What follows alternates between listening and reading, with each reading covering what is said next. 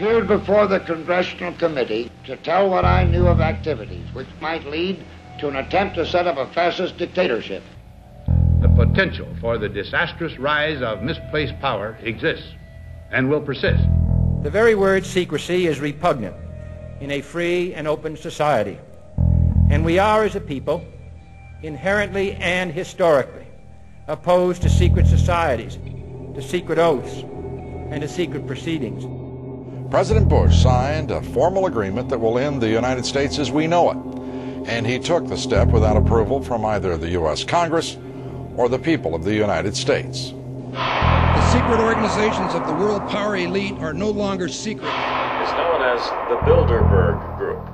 Could their objective be world domination? I'm Jim Tucker. I've chased Bilderberg for 30 years. I'll never give up the chase. Bilderberg plan for the whole world is nothing less than world government. I'm not comfortable with that at all. Who elected these guys to run the planet? They are the elitists. They feel they should run the world for their own selfish interest. Now we can see a new world coming into view. A world in which there is the very real prospect of a new world order. Bilderberg is making great progress toward a world government, and only an educated, informed public can stop them in their tracks. David Rockefeller admits in his own memoirs that he wants to destroy the United States. Right. He's a traitor. It's good to be back at the Council on Foreign Relations. As Pete mentioned, I've been a member for a long time and was actually a director for some period of time. I never mentioned that when I was campaigning for re-election back home in Wyoming. Let us never tolerate outrageous conspiracy theories.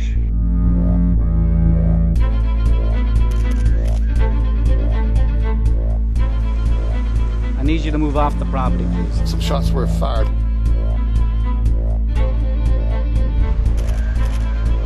There's Bilderbergers right there. The Trans-Texas Corridor is a vital part because we stop it here in Texas. We stop the New World Order right here in Texas. This thing started here. And to save this country, we kill this damn thing here.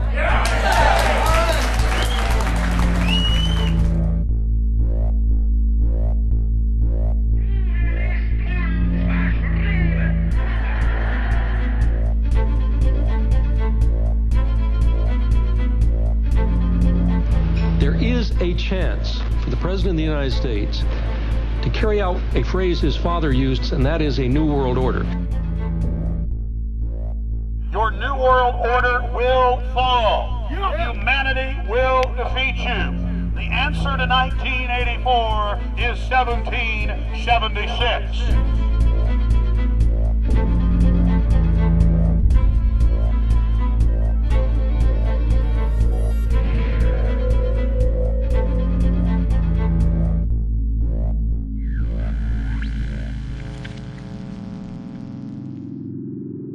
In the near future, Earth is dominated by a powerful world government.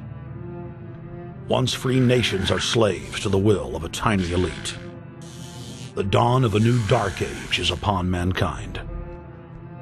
Countries are a thing of the past. Every form of independence is under attack, with the family and even the individual itself nearing extinction. Close to 80% of the Earth's population has been eliminated. The remnants of a once free humanity are forced to live within highly controlled, compact, prison-like cities. Travel is highly restricted. Superhighways connect the megacities and keep the population from entering into unauthorized zones. No human activity is private. AI supercomputers chronicle and categorize every action. A prison planet dominated by a ruthless gang of control freaks, whose power can never be challenged. This is the vision of the global elite, their goal. A program of total dehumanization, where the science of tyranny is law. A worldwide control grid, designed to ensure the overlord's monopoly of power forever. Our species will be condemned to this nightmare future unless the masses are awakened to the New World Order master plan and mobilized to defeat it. Erected by a secretive group, the Georgia Guidestones are a testament to the elite's plan for a world religion, global laws, with a global court and army to enforce it. And set in stone, it is written that the population never rise above 500 million.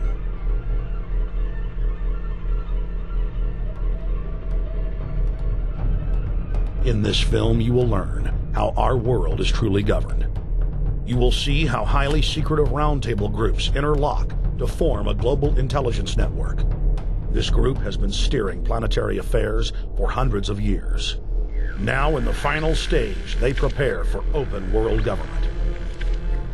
A goal tyrants throughout history have lusted after.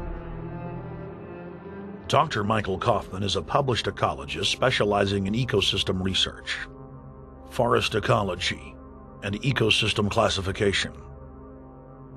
Dr. Kaufman played a key role in blocking the ratification of the Convention on Biological Diversity in the U.S. Senate. The concept of a new world order has been around for centuries. It's been receiving tremendous play over the last half of the 20th century. George Bush, the first senior president, George Bush, used it a lot in his speeches and really implies that he really wants to see a order in which we have a universal or a global type of governance in which every human being on planet Earth is ultimately responsible to policies that are being formulated at the international level. It is a big idea, a new world order.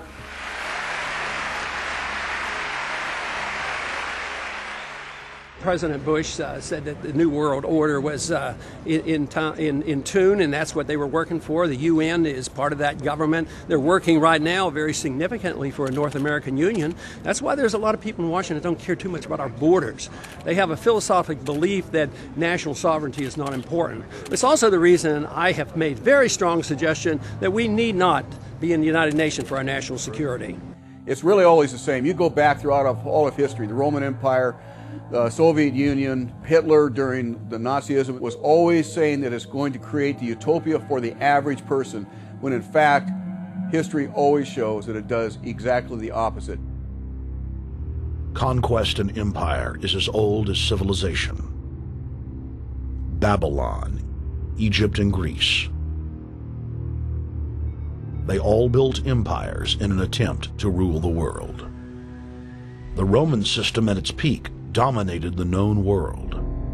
Complex governmental systems were developed to control diverse populations.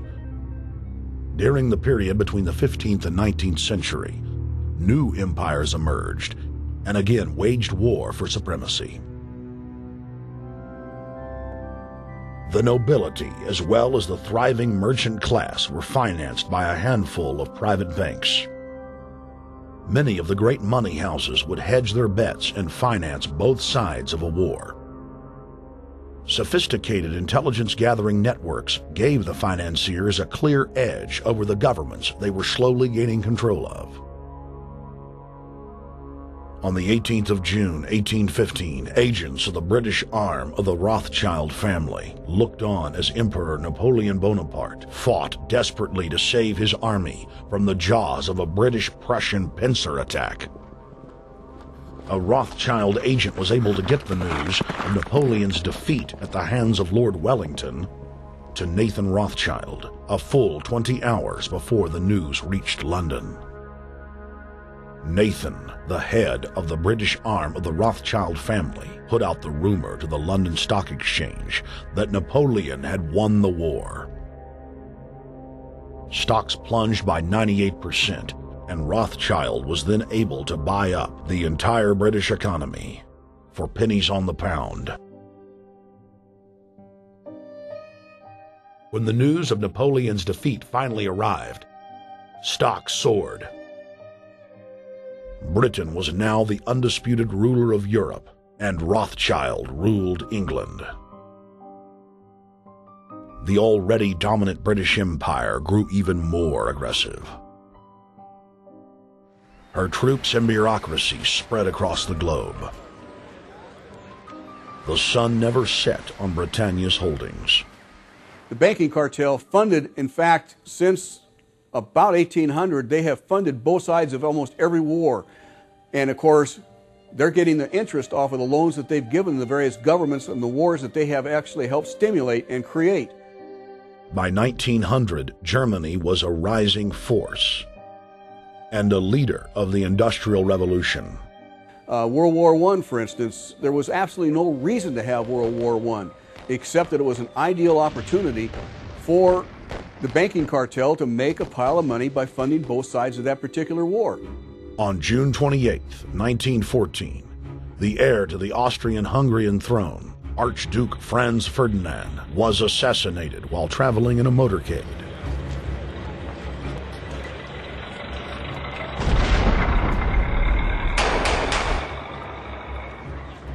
The Black Hand, a Serbian secret society with connections to French and British intelligence, took credit. World War I had begun.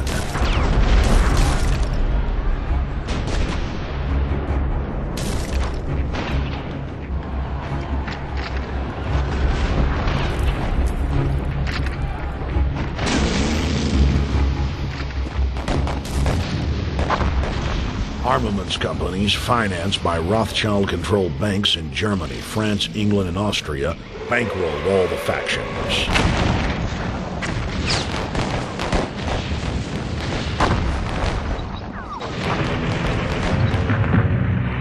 At least 20 million were killed in the war. It was a conflict so terrible the people vowed to never fight again. They dubbed it the war to end all wars. Question is, why did they want war? Well, first of all, is money and power. But secondly, they wanted to create the League of Nations. They had this in their plans all along, and as a consequence, once the war was over or about to be over, they began to formulate this idea of a League of Nations, so this would never ever happen again. Hundreds of years of practice made the British experts at hiding their empire behind puppet governments and councils. In the name of stopping all future conflicts, they proposed that countries would join a League of Nations. Their true intention was for the League to serve as a framework for world government. President Woodrow Wilson, who had spearheaded the establishment of the private Federal Reserve System in the United States in 1913, strongly supported the establishment of the League of Nations. Woodrow Wilson was a very naive president. He was basically a college professor that was grafted into this whole system. The League convened in Paris in 1919, but many nations recognized it as a threat to their sovereignty and refused to join. Frustrated by the U.S. Congress blocking the League of Nations, British intelligence, with the help of the Rockefeller family, set up the Council on Foreign Relations in New York City in 1921. The council recruited the best and brightest of American life to support the growth of the Anglo-American Empire. The CFR's stated mission is to abolish all nation-states in favor of an all-powerful world government administered by a tiny elite. By 1930, the promoters of world government had split into two interlocking camps: the Fabian socialists centered in London, and the fascist based in Italy and Germany. National Socialism will use its own revolution for establishing a new world order. Adolf Hitler. Supporters of the fascists in the United States and England believed that the military should be used to quickly transform the world into a new world order, while the more sophisticated practitioners of globalism stated that incrementalism was the sure path to world domination. Congressional Medal of Honor winner Major General Smedley Butler went public in 1934, exposing an attempt by the robber barons to launch a military overthrow of the United States. The war hero testified to the McCormick-Dickstein Committee in Congress that some of the most powerful men in America had tried to recruit him to lead a military coup so they could set up National Socialism in the United States.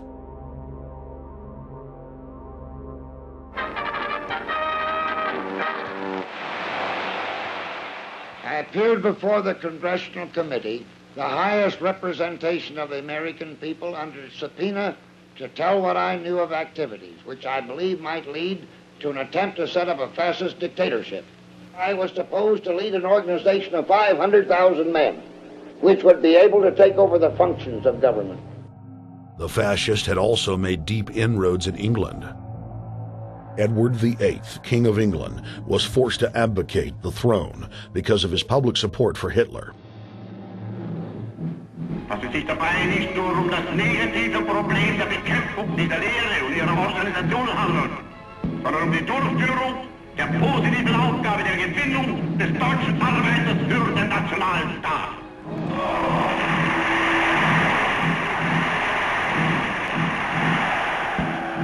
Though the German-led fascist camp was strong, the Fabian Socialist Bloc was able to maintain control of the U.S., Russia, and England.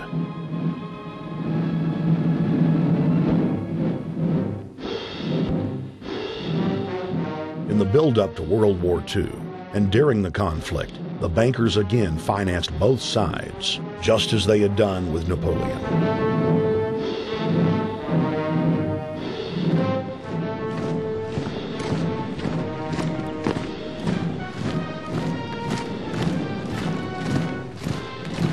With the rise and fall of the Third Reich, Europe lay in ruins.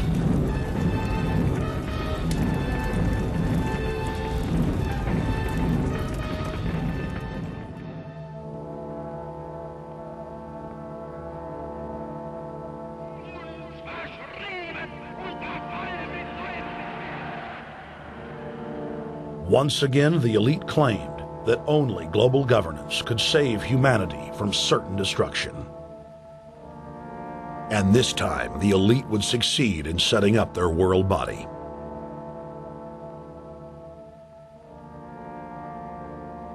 In April of 1945, at the Presidio Naval Base in San Francisco, the United Nations was founded by the victors of World War II.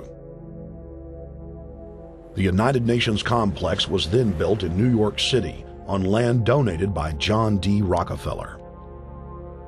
Shortly after the elite established the United Nations as their base in the United States, the newly formed World Council quickly began work on the next phase in their plan, the incremental formation of continental superstates.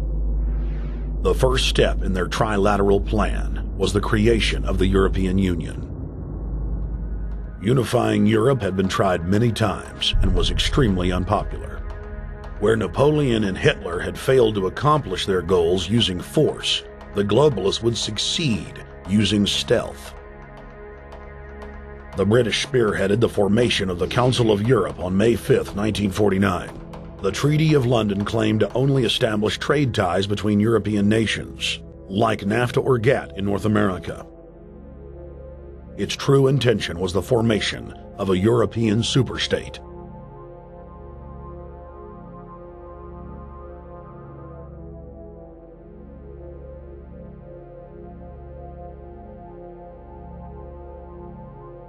In 1954, the elite of the planet met in secret at the Bilderberg Hotel in Oosterbeek, Holland.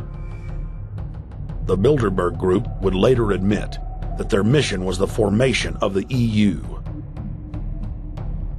Once the EU was established, under the guise of trade deals, a North American Union and Asian Union would be formed.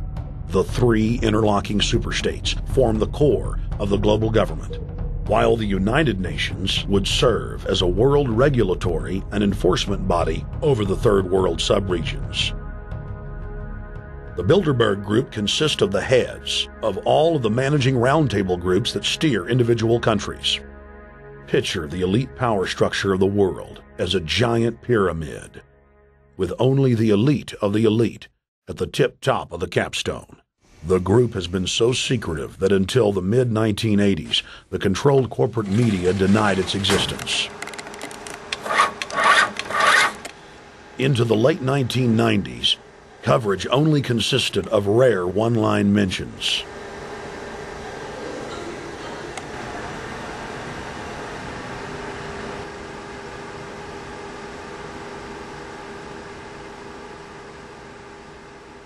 With the rise of the alternative media, their stranglehold on information has begun to slip. On the outskirts of the national capital today, black limousines with darkened windows converged on a hotel where private security guards imposed ironclad control. The limos carried royalty, political power brokers, and industrial titans to a secret meeting that will last all weekend. It's known as the Bilderberg Group. Could their objective be world domination?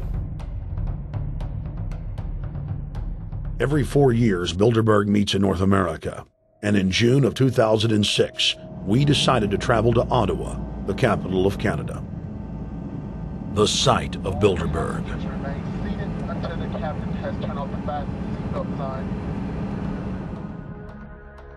In Bilderberg's long history, many reporters attempting to cover the group have been harassed, detained, and even jailed. I jokingly reassured my cameramen that the horror stories we'd read about were probably exaggerated. I was wrong. We know reporters get detained at airports, people aren't let in. We know people get sent to the jailhouse for 3 or 4 hours. It happens every time. Well, it happened to Alex Jones this time. They admitted Bilderberg that they've had pressure put on them by the government to heighten security, and that's why all this happened. Yes, I was told that by 2 separate people. They scoured our records for hours yesterday and hours today, trying to find something on us, and of course there was nothing. It was just scary. I mean, I've been all over the world, and I've never seen anything like this. It was like hours of humiliation. And they said, "What are you here for?" And I said, "Well, I'm here to, cover the media, covering a political event. I hope to talk to some members of Parliament." I was answering all the questions. It was clear I wasn't a threat. It was clear I didn't have any criminal record. It was clear I was pressed. It was clear I was coming to interview people. They were going to deny me. They told me earlier that I was probably going to be denied, and then you guys showed up, and everything changed. So what's your plan now? My plan is to go out and try to interview Jim Tucker, try to go down to the Bilderberg Group and maybe catch some of them still arriving, and try to still make a documentary.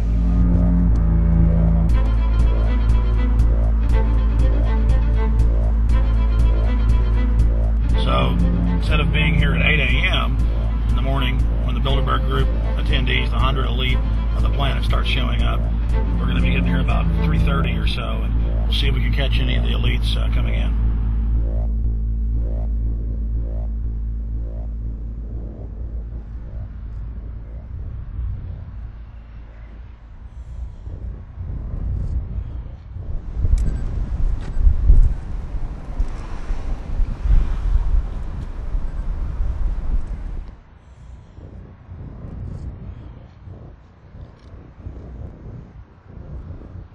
What do you think's on the agenda for this edition of the Bilderberg Society's annual meeting? They're debating the attack on Iran. They're talking about how to take out Hugo Chavez. They're talking about how to get their American Union in that destroys Canadian, U.S., and Mexican sovereignty. So we're talking about the death of Canada is what's happening in there right now. The death of your sovereignty is happening in there right now. CNN has even reported that these individuals have put out the policy reports through the Council on Foreign Relations that writes their scholarly white papers to end the United States, to end Canada, and to end Mexico. About 10 have come in. They've been coming in slowly in typically big black cars with what appears to be bulletproof glass, and we've got a few pictures of some of the people. We're being kept well back from the building by an awful lot of security people, but there'll be more security as this thing develops. Again, just a reminder to stay off the property, okay? I am. This is the line. We checked with the city. Thank you. Yeah. Okay. The ex-president of Ireland? Maybe? Okay, Danny will know. I came here from upstate New York. I booked a room way in advance. When I checked in at 10 o'clock at night, they told me I had to be out at 8:30 in the morning. And so, of course, I complied to what they wanted. I wasn't happy about it because I had been tired. I drove quite a long way. Then I went down to have something to eat, and I just saw a bunch of security here, and I was wondering what was going on, and I asked questions, and they said they were having a wedding or they were having some sort of reception. So I decided to ask a couple more questions because I thought it was kind of weird. And then I saw them from my hotel window. They were in the back with flashlights looking at the trees, looking up through the trees, and they were also in front of the hotel, combing. It looked like combing the hotel. So I kind of was wondering what was going on, and I left. I got up this morning, I checked out, and then the fellow that I spoke with, the last fellow I spoke with, said, well, you'll know all about it in the newspaper. Well, I didn't have to wait because there was a group of people out here telling me everything that was going on. They're not fooling anybody any longer when you've got this many cops, you know, and detaining Alex Jones at the border.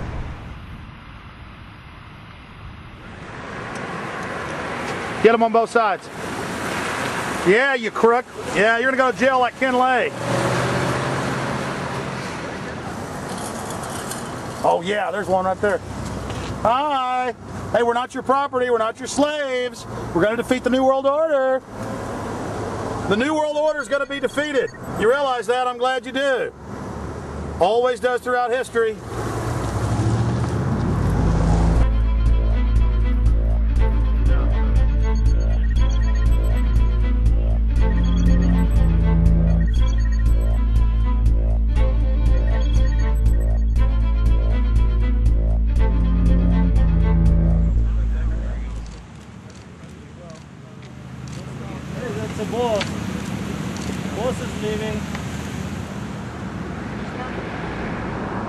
Etienne Davignon is the honorary chairman of the Bilderberg Group, as well as the head of its steering committee. The committee he heads selects and invites each year's attendees. In the last decade, the list of attendees has been leaked to reporters by moles on the inside. Veteran newspaper reporter Jim Tucker has been covering the Bilderberg meetings for over 30 years and has physically attended more than 20. We traveled back to our hotel to see if Jim Tucker received the 2006 list. First heard about Bilderberg in 1975, and I said, I don't believe it. That's not possible. Who in hell's Bilderberg? I spent 20 happy years with metropolitan newspapers. All the wires are clicking at my ear. That could not happen without me knowing about it. And the thing that first impressed me most was columns in 1957 by the late, great Westbrook Pegler, widely syndicated columnist.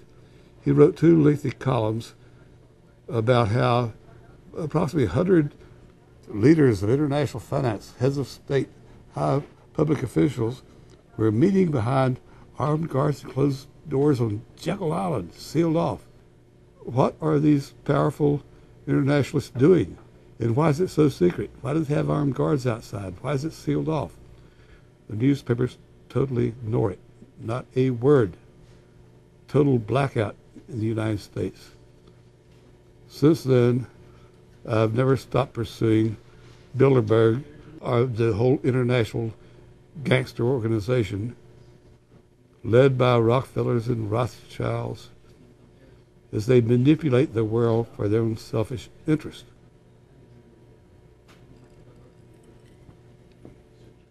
Jim, you've been waiting on the list. You normally get it on the first day. You haven't gotten it. We're told it might come in today. How important is that list? It's absolutely essential, although identifying people outside, as we always do, is important too, to find out who is not on their own list. In recent years, someone from Europe has sent a machine copy with a letterhead and so forth without identifying himself. So far, I haven't heard from him.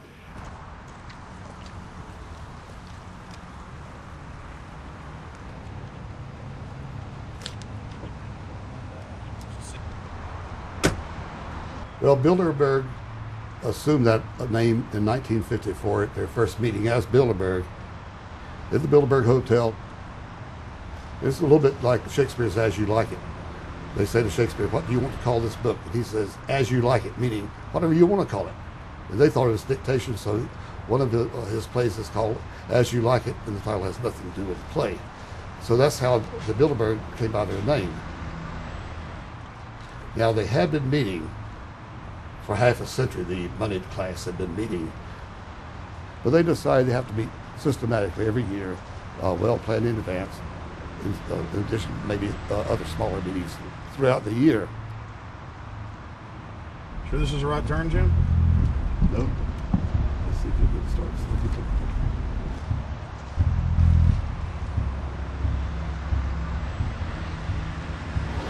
This is the global government. They are setting the world agenda.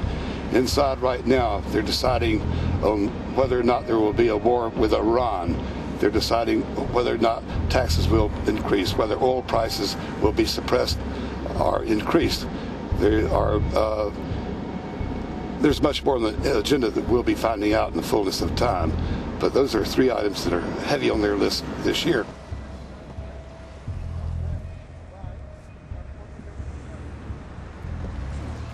This is Jim Tucker, ladies and gentlemen. Yes. 27 years covering these crooks. Mr. Tucker, pleasure to meet you. The media said he was crazy, it didn't exist. Now we forced him.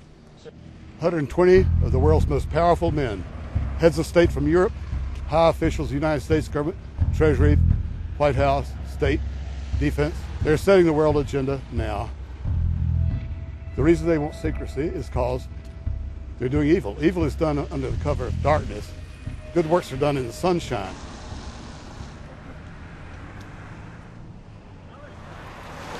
Hi, how you doing? Good. Can you get off the property, please? Well, Jim has some questions for you. I need you to move off the property, please. Okay. Private property. Sure. It's a public sidewalk. Oh, yeah, we are cooperating. Thank you. Right onto the sidewalk. Yeah, there's no implication that we aren't cooperating. Right onto the sidewalk and stay there, please. Sure, yeah, thank you. Great. Jim has some questions for you. Again, I need you to stay right on the sidewalk. Yeah. Thank you very much. We actually checked with the city. The property line's actually right here. Also, that's good. Property line's actually right here.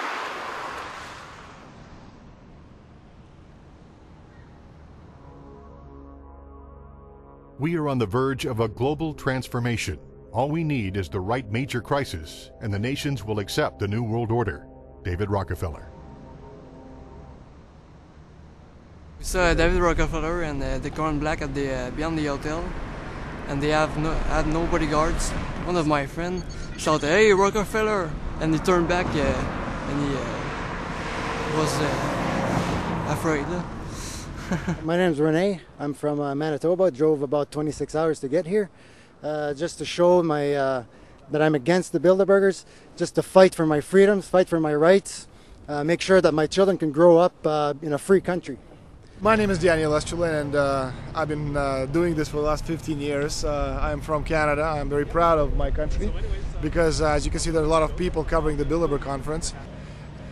Last year, it took me 14 and a half hours to get to Munich. I was pulled off the plane in Milan. I was pulled off the plane in Munich. They interrogated me 4 hours in both places. I was able to call a friend, a journalist in Rome, as a result of his presence and others. Calling the Foreign Ministry Department in Italy, they backed off and they let me go. They basically told me that they're keeping an eye on me 24 hours of the day. The little hotel where we were staying at, Jim and I, out of the 20 rooms, 6 were occupied, 3 by the CIA and 3 by the German Secret Service. That's how serious these people are, and that's how afraid they are of actually what we may be able to reveal and what we actually do reveal publicly about the Bilderberger intents. Daniel Estrelin has covered the Bilderberg meetings in Europe and North America for more than 15 years. His book, Club Bilderberg, has been translated into more than 20 languages and is a global bestseller. Estrelin has photographed many past Bilderberg meetings. Rockefeller frontman Henry Kissinger is always a key participant. Here you see the president of the CFR, Richard N. Haas, followed by Vice Chairman of Rothschild Europe, Franco Barnaby, who is speaking with Henry Kravitz. And behind them is Richard Holbrooke, former U.S. Ambassador to the United Nations. The head of Daimler Chrysler, Jürgen Erich Schrimp, arrives by helicopter. Here, the owner of the Washington Post, Donald Graham, escorts Indra Nooyi, the head of PepsiCo. Queen Beatrix of the Netherlands, whose father, Prince Bernhard, founded Bilderberg, is a leading figure in the group. Of course, globalist kingpin David Rockefeller, seen here with his bodyguard, James Ford, always attends. The then newly appointed World Bank chief Paul Wolfowitz is photographed at Bilderberg 2005. It has been reported that Wolfowitz had attended previous meetings while still the Deputy Secretary of Defense, a violation of the Logan Act. Under the Logan Act, it is a felony offense for any member of the federal or state government to meet with members of a foreign government without the express authority and authorization of the President or Congress. Put simply, it is illegal for members of the government to meet secretly behind closed doors with foreign power brokers due to the problems of corruption and espionage that it breeds. For this reason, many prominent politicians attend, but their names do not appear on the official list. Despite the Logan Act, the governor of New York's name, George Pataki, does appear on the list, and we were able to catch the governor on tape walking with David Rockefeller at Brook Street. Multiple staff members inside Brook Street reported to us that Hillary Clinton attended for half a day. Several armored limos with diplomatic plates did arrive with police escorts and offloaded their passengers in the underground parking garage out of the sight of the press. Former World Bank President James Wolfensohn sardonically stared at our cameras. They're upset about the fact that they're being exposed. Well, I'm sure they are. I mean, look at the tinted windows. They don't want to be seen. They don't want even anybody to know they're here. So I'm sure they're ticked, you know, and that's why we're here to try to expose them. Do you think that they were angry that they were on the front page of the local paper today? You think they're in there reading it right now, Jim? Yes, but I don't think they're happy about it. They prefer nothing at all, no publicity. They prefer absolute secrecy. Yeah, you better look away. We're not your slaves. You don't own me.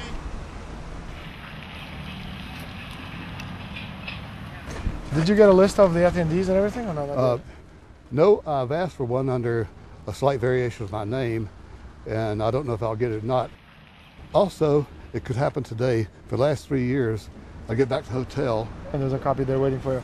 For somebody who does not identify himself. I mean, I'm not just not revealing the source. I don't know the source myself. But a fact, because they want the Bilderberg letterhead on it, and makes a nice memento. Perfect. Alex. Yeah. That's Chalabi, eh? You think Chalabi? No, I don't think. I know. It looked like Chalabi. I knew it was a fat guy. Yeah. That was Ahmed Chalabi? Yeah. Oh my God. Then they're really going to attack Iran.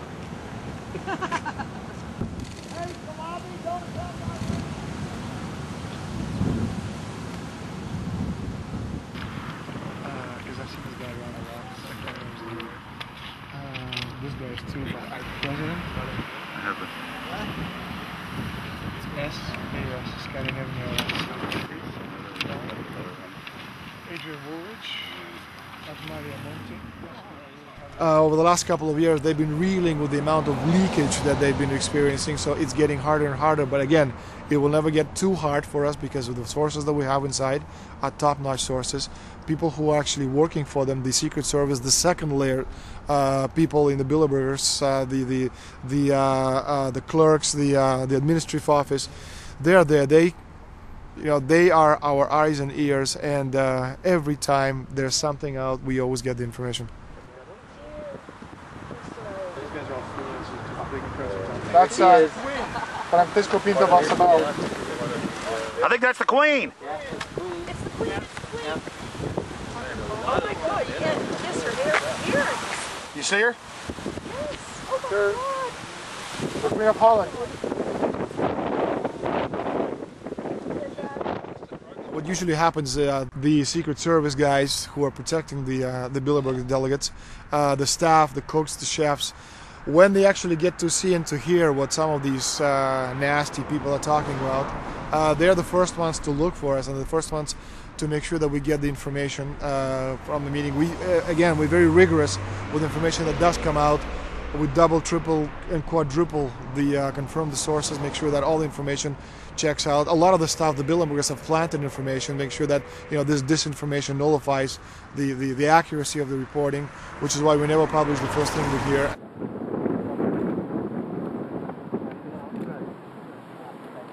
Oh.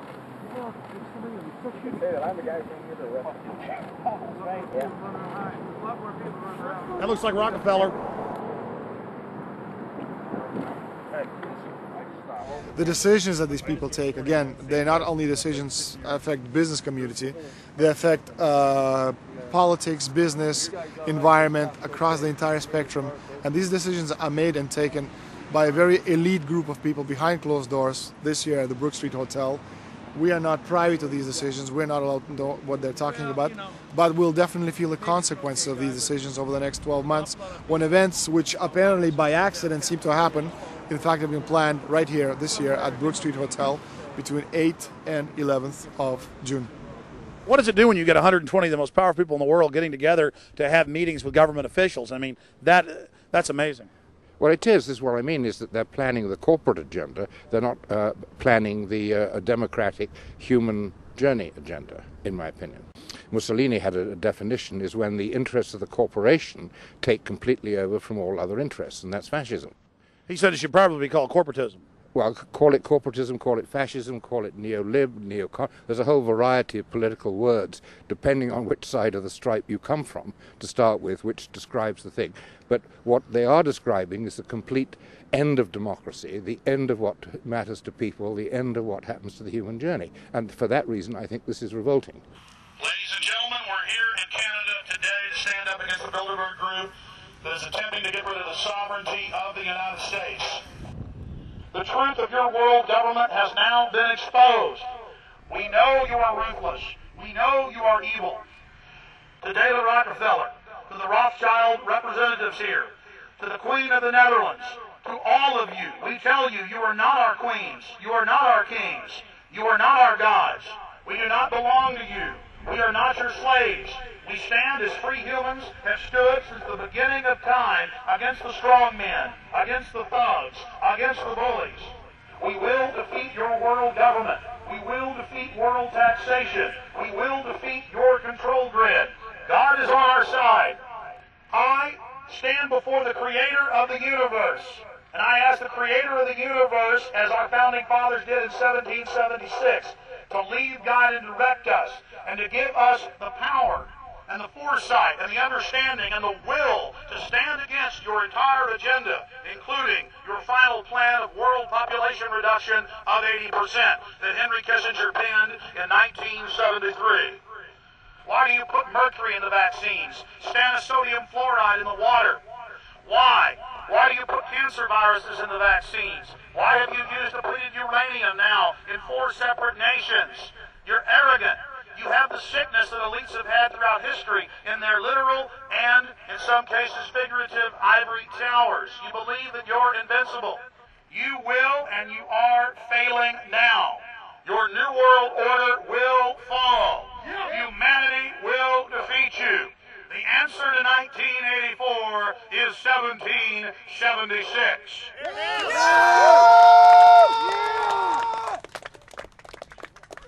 Bilderberg is an elite organization, and the way it works, the protocol of the meetings is the staff, after they're vetted out, they're told exactly how they're supposed to behave themselves, meaning that they can never address the attendees, they can never speak to them unless they're spoken to first, they can never look them in the eye. They have to approach them from the right side, the people who are right-handed, and from the left side, the people who are left-handed. They can never look them straight on. And needless to say, all the information that is being spoken at during the conferences is under no circumstances allowed to come out. That's what they're told. They're threatened with not being able to find another job anywhere in the sector if they reveal any information to the press.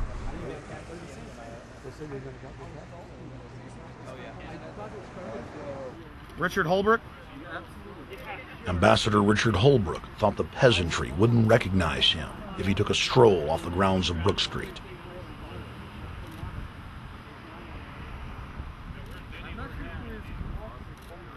Holbrooke cackled when I told him that we were not his slaves.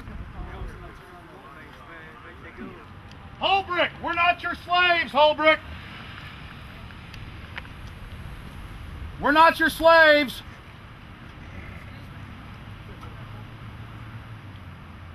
Holbrooke, we don't belong to you. We're not your property. Get back on the sidewalk. We're free humanity! Yeah, there he goes. Howard. They love it.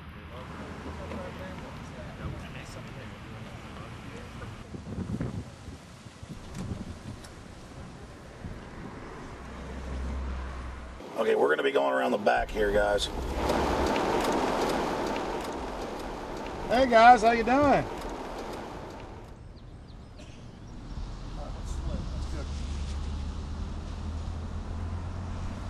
There are several rings of security service. The American delegation at every Bilderberg meeting is usually protected by the CIA and a special division of the US Army. The British delegation is protected by the MI6. Israelis usually are protected by the Mossad. The Ottawa police, in this case, working for the security, they have very little, actually they don't have any information at all on what the meeting is about. They don't even know who the Bilderbergs are. Then there is an elite private firm protecting the perimeter, doing all the dirty work, such as shooing off the photographers and bothering the protesters. But, you know, that's like piddly stuff. All the heavy stuff is done by the security service, such as the CIA, MI6. Some years ago, my legs were a little bit stronger than they are now, and I'd crept over a fence under cover of darkness and approached.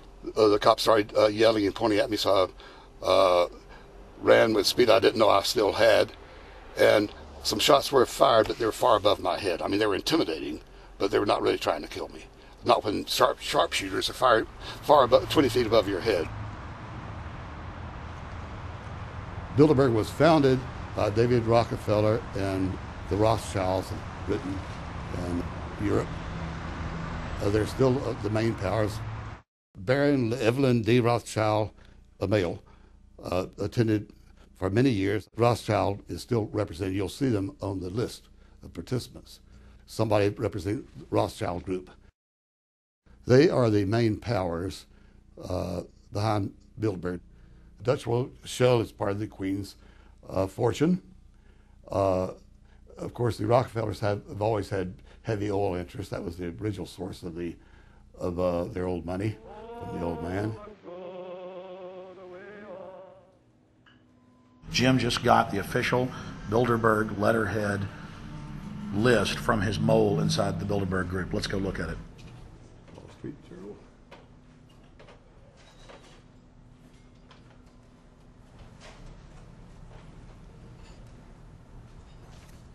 So, Jim, you got the list. Yeah. Did we identify Wolfowitz as being here because he's not on the list? No, we positively identified Wolfenson. Yeah, he's on the list. Yeah, there's Wolfenson right there, James Wolfenson. But aren't there always people who aren't listed? Yep. Over the years, we've identified like sometimes one, sometimes three people who are not on their own list who have attended.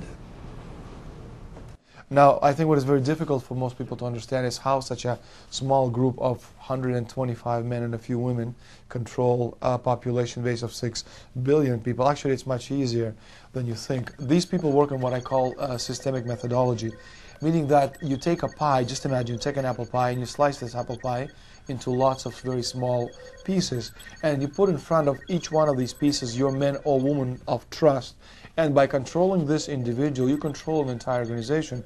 For example, if you take Paul Wolfowitz, who runs the World Bank, through him you can control the entire organization. You don't need to control what the dishwasher or the toilet cleaner thinks or does or believes in. You just need to control what he does and what he believes in. And what he does will permeate the entire organization. And that's how you control, with very, very small power base, an entire global population of 6 billion people. Bilderberg is making great progress toward a world government. They have created a superstate in Europe called the European Union.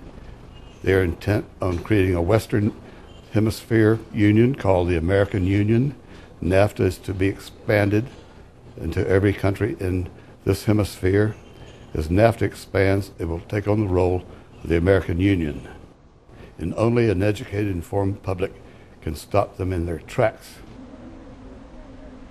We went into downtown Ottawa and talked to locals to learn if they were aware of the elite meeting in their city.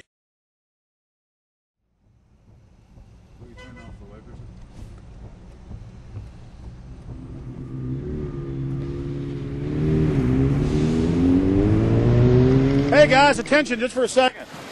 I just need to tell you that a group just met here in Canada, and they're trying to get rid of your sovereignty, merging you with the U.S. and Mexico. See, it's not funny, I'm serious. And your news isn't going to tell you about this. This is deadly serious, so I'm just letting you know, and I'm telling you about it. As they say, they are the guys that run the world. They make the decisions for we, and we just carry it out. Sir, did you hear about the Bilderberg Group meeting here in town, the 120 most elite people in the world? No. Hey, did you know that the elite's meeting here in town right now? Have you heard about it? The 120 crime bosses? None of you heard of it? None of you guys have heard of the Bilderberg Group? They're meeting right now. In the city, around 10% of the people were aware of the New World Order agenda. When we traveled to Parliament, close to half of the people we randomly spoke to were informed.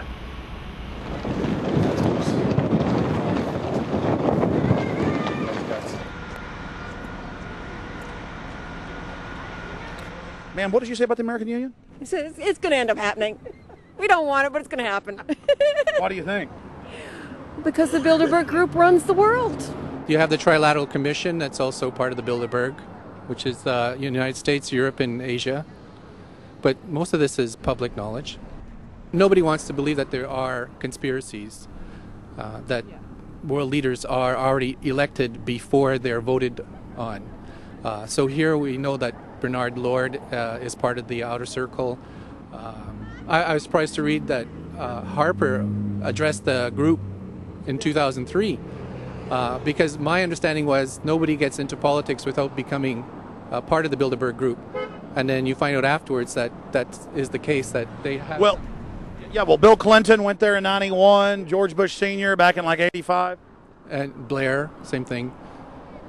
Who we think that we're electing as leaders have already been pre-picked for us, whether it's liberal or a conservative. They're already part of the group. They own all the horses in the race. They own the horses, and I understand that, for example, in the United States, it's a one-party system with two factions, though you think it's two different parties. Oh, it is, yeah. So it's like Bill Clinton constantly vacations with the Bushes, and they call him their son, and they actually staged all that in 92, and all that's come out. It's just all staged. They're not going to let trillions of dollars slip through their hands. The good news is people are waking up, though. When you read human history, when you study it, all you see is elites trying to dominate, subterfuge, Machiavellian backstabbing, and somehow in the last 50 years they convinced Westerners that the government's fine, can do no wrong, trust them. How did this happen? It's easy to lead sheep. I mean, people just follow. They don't want to believe these things will happen. No way, we'll just follow along with the norm. That's all. It's just makes it easier for everyone. What's your view on losing Canada's sovereignty? I like this country to stay as it is, and I love the United States to be there. Back in Austin, the capital of Texas, the public was frighteningly unaware of the nation's peril.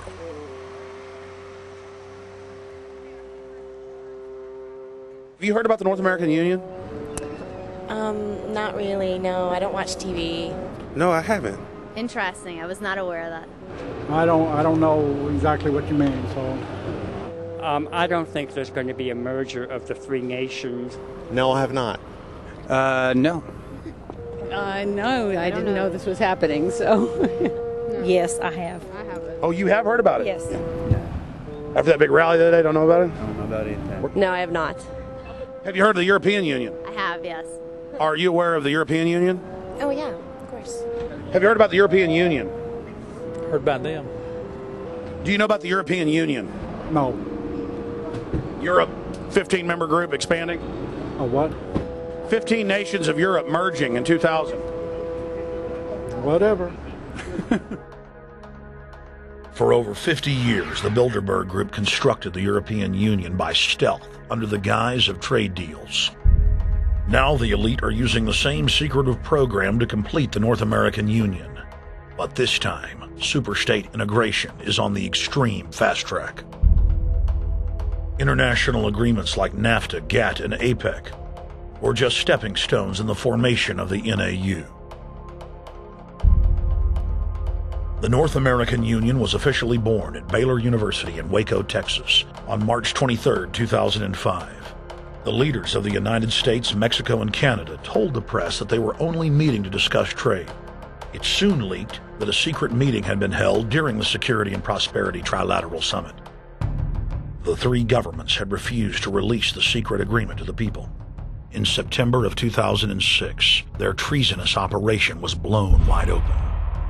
From September 12th to September 14th, in Banff, Canada, hundreds of elected and appointed government leaders from Canada, Mexico, and the United States met in secret. On the last day of the conference, someone inside the secret North American Union Forum leaked the agenda.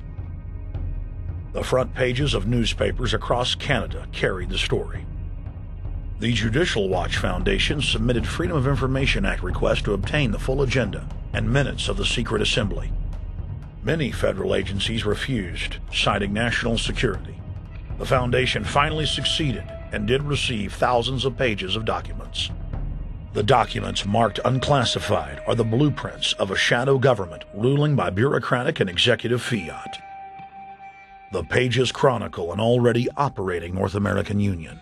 Transportation, law enforcement, agriculture, regulation, banking, manufacturing, construction, education, immigration, and even the military are being merged with no input from the people or their elected representatives in Congress and Parliament.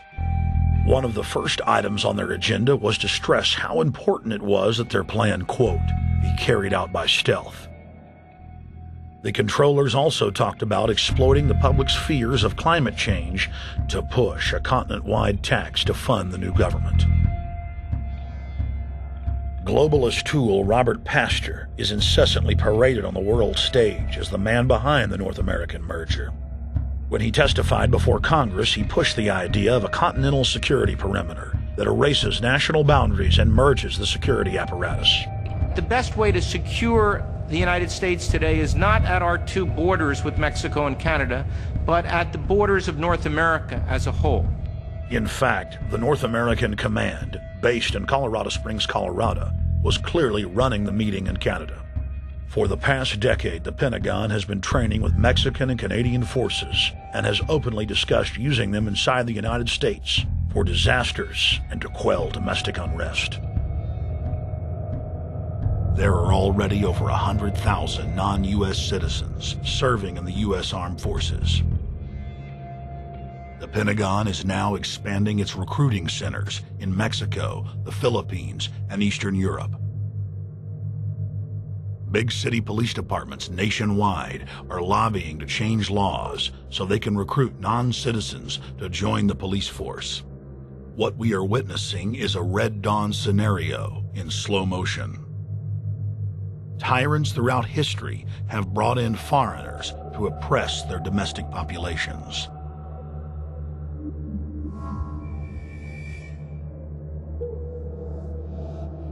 When their coup by stealth was exposed, the three governments went into damage control mode.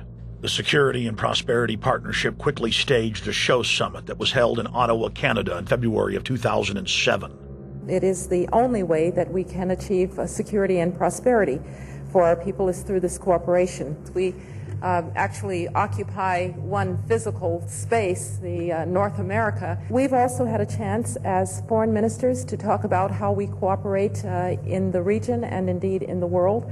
Protesters who were upset about losing their countries and freedoms were not tolerated. A couple of weeks ago, an Al-Qaeda supposed whatsoever, the Security and Prosperity Partnership has been signed without any sort of parliamentary debate. Globalist publications have been open with their frustration that the population has not bought their latest PR stunt. As integration inside the European and American unions accelerates, the superstates themselves are being merged. On April 30th, 2007, a summit was held at the White House. The Security and Prosperity Partnership's secretive approach had alarmed the public.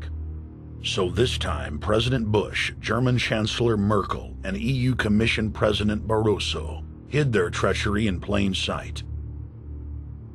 Thank the Chancellor and Josie very much for the transatlantic economic integration plan. And for that too, we need to develop a common market, common standards.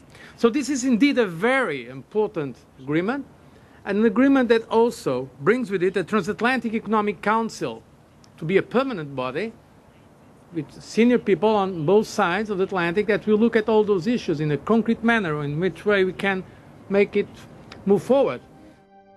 The BBC reported that the US and EU had agreed on a single market. By announcing a new economic community integration, they were simply repeating what had been done in America and the EU on a larger scale. The accord states that the two blocs will aggressively push regulatory convergence in more than 35 areas, from financial services, intellectual property, military, education, mergers and acquisitions. They also agreed to jointly push a global carbon tax. We recognize that we have a problem with greenhouse gases. We agree there is a global threat, it's a serious threat.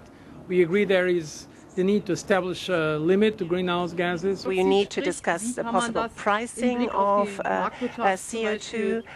How can we translate this into a market economic compatible scheme? We have agreed to establish a high-level group, a forum. This EU-US result is translated into the G8, debated together with the outreach countries, China, South Africa, Brazil, among others, and India. A global solution to a global problem. If Bilderberg succeeds, America falls. All the victimized countries lose their sovereignty. Bilderberg is not a person, it's not an idea, it's an ideal, a very powerful group of people working together and from the positions of ultimate and absolute power, destroying every constitution on earth, no matter how powerful the constitution of the nation is. That's what these people do. The African Union arose out of the African Economic Community, set up in the early 1980s. The African Union is financed by a consortium of international bodies, governments, and corporations.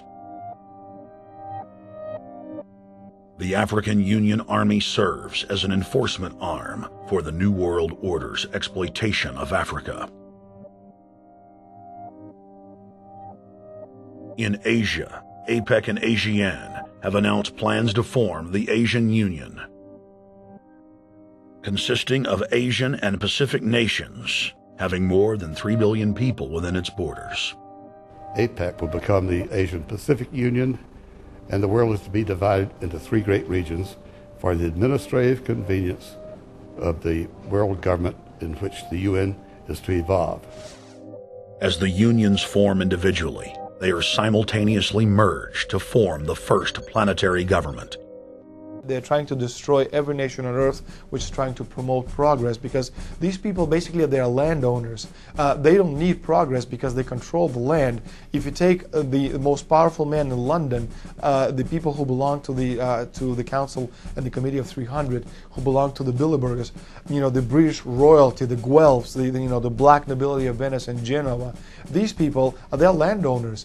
The New World Order is the Old World Order. I mean, it's just the names have changed, the appearances have changed, but the concept hasn't changed. The idea is still to bring the men back, kicking and screaming back to the Middle Ages, post-industrial age world order.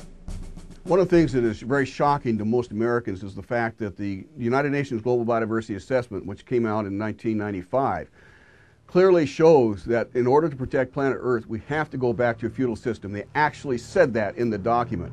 To craft a modern feudal society, the globalists are implementing a standardized North American Union ID card to track, trace, and control their serfs as they travel throughout the 3 regions of the NAU.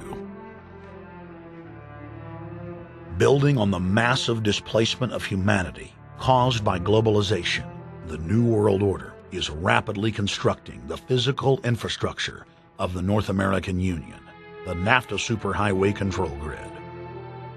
I'm Arthur Peterson, Colonel retired in the Army.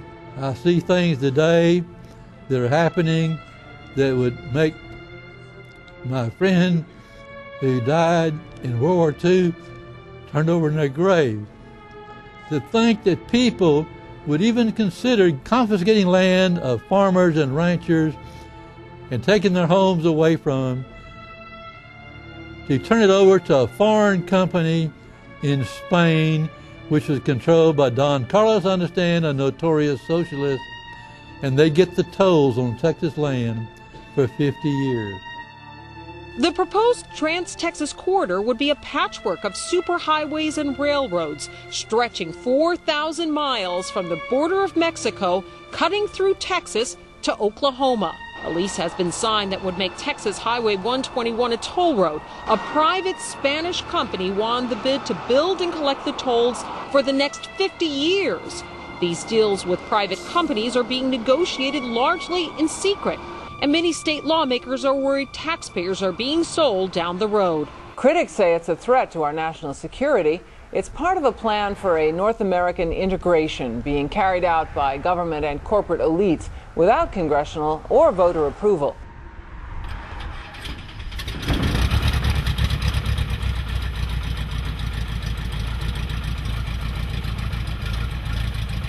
We took to the air over central Texas to get a bird's-eye view of the Trans-Texas Corridor, which is under construction and will form the heart of the Trans-NAFTA superhighway system.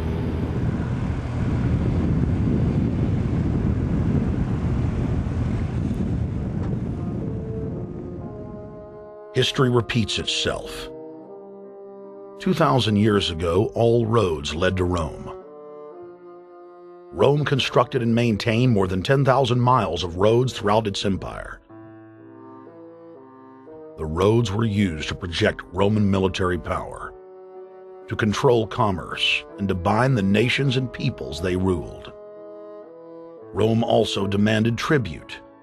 Roman subjects from Albion to Judea were forced to pay a tax to use the roads. The Romans would then use the tax to dominate their subjects. Today's superhighways are a powerful tool in the globalist arsenal. They are instrumental in tearing down national borders and merging nation-states into larger confederations. Foreign governments and corporations are predatorily seizing infrastructure across North America, but nowhere has their attack been greater than in Texas. Texas is the front line. Over 8,000 miles of existing roads and land are being handed over to government-backed foreign companies. Foreign companies buy the legislators, who then turn over complete control to the same foreigners who finance their campaigns. Government power is then illegally transferred to unelected quasi-governmental regional boards that circumvent local governments and the will of the people. The next stage of this world government plan is to have a transportation control, and that is called the NAFTA superhighway, or in Texas called the Trans-Texas Corridor. It confiscates 584,000 acres of land to be transferred into control of a Spanish company which will collect tolls in Texas for the next 50 years, and there's no limit in the amount of tolls that can be collected. More than 80 federal and state highways have been designated as international arteries. The I-35 NAFTA corridor starts deep inside Mexico and travels through the middle of the United States and ends in central Canada. Container ships from Asia dump their cargo on the Pacific side of Mexico. It then travels duty-free by rail to the new Kansas City inland port, now considered sovereign soil of Mexico, in the heart of the United States. Under international agreements, predominantly foreign companies are placing tolls on already existing paid-for roads. Federal, state, and corporate documents show that they will then use the revenue raised to build up the transportation infrastructure of Mexico, not the United States or Canada, so foreign-made products can pour in even faster from Mexico. Revenues raised will also be used to fund the fledgling North American Union and its growing bureaucracy. Bottom line, they're using our own money to enslave us. First of all, they're proposing a North American tribunal, which would be similar to what we have in Chapter 11 of the NAFTA agreement, which is trumped by international law. The U.S. Supreme Court and our Constitution could potentially be rendered invalid, and what we would have is new North American business law that would trump what we have here in the United States. What is also interesting to note that the NAFTA headquarters is in Mexico and controls the United States trade and rules against the United States Congress, and no one seems to challenge it. it's very probable and probably inevitable that our right to bear arms would be challenged in a North American court. So this is just an example of what's happening and what's being proposed. We want to keep our trial by jury system. We want to keep our right to keep and bear arms. We want a system where we have a Supreme Court and not have a tribunal that will be superior to the Supreme Court. In 2005, Cintra, a Spanish-owned company, signed a secret agreement with the Texas Department of Transportation to erect toll roads on existing roads and to toll new roads that were completely paid for by tax dollars. There are people, believe it or not, in Texas who don't know what the Trans-Texas Corridor is. TTC 69, which they'll have the environmental hearing starting this spring on, runs through my part of the state. And there are people over there who have no idea what's fixing to come in their backyard. TxDOT, an unelected state agency, claimed that the agreement with the foreign company was even secret from the Texas legislature. When the truth came out, newspapers across the state called for heads to roll politically. Cintra's response was to have its Australian subsidiary make its first U.S. newspaper buy. Every newspaper they bought was along branches of the Trans-Texas Corridor and had been critical of the toll road plan. The cost of 40 or 50 newspapers is nothing compared to the profits that'll be made. Just Phase 1 alone of the state toll road plan is estimated to raise more than $200 billion in just the first 15 years. And Texas is only a small part of the global panorama. A combine of transnational companies is aggressively consolidating public finance infrastructure worldwide, and the same interests are erecting a world government according to their rules. A literal wonderland of corporate corruption, where governments simply act as vacuum cleaners, sucking up the wealth and resources of the middle class and transferring it to offshore bank accounts, leaving behind a cultural and economic wasteland of easily managed slaves. The whole purpose about the North American Free Trade Agreement is not about trade, it's about control. Control of people. Capture is even worse. Control of people. It's not about trade, it's subsidized trade with taxpayers' funds. This thing started here. And to save this country, we kill this damn thing here. To stop it here in Texas, we stop the New World Order right here in Texas. Polls consistently show that over 90% of the people are against the NAFTA highway systems and its toll roads. As the people learned of the threat, they got angry and took action. Our ranch is part of the original Spanish land grant, and I would love to not have to give it back to Spain.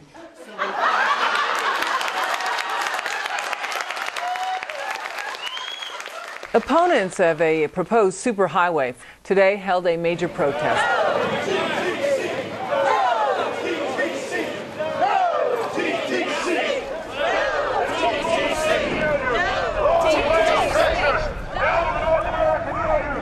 A majority of Texas counties have voted to resist the plan for a North American Union and have vowed to block the construction of its infrastructure.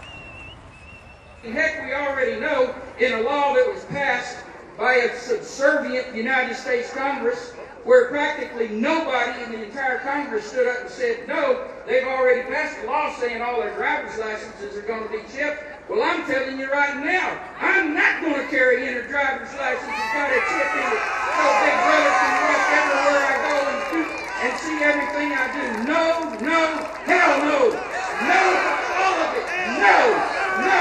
We, the people, own this plot of ground. We, the people, own those trees there. We, the people, own our beautiful Texas, and we are not going to let a bunch of crooks and robber barons take our beautiful Texas away from us. Hell no! Hell no! No, no, no!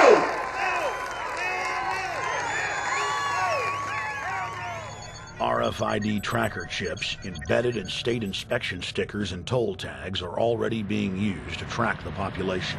The new system is also meant to control growth and steer development through so-called smart growth. smart growth, which is nothing more than an effort to bring control into the cities.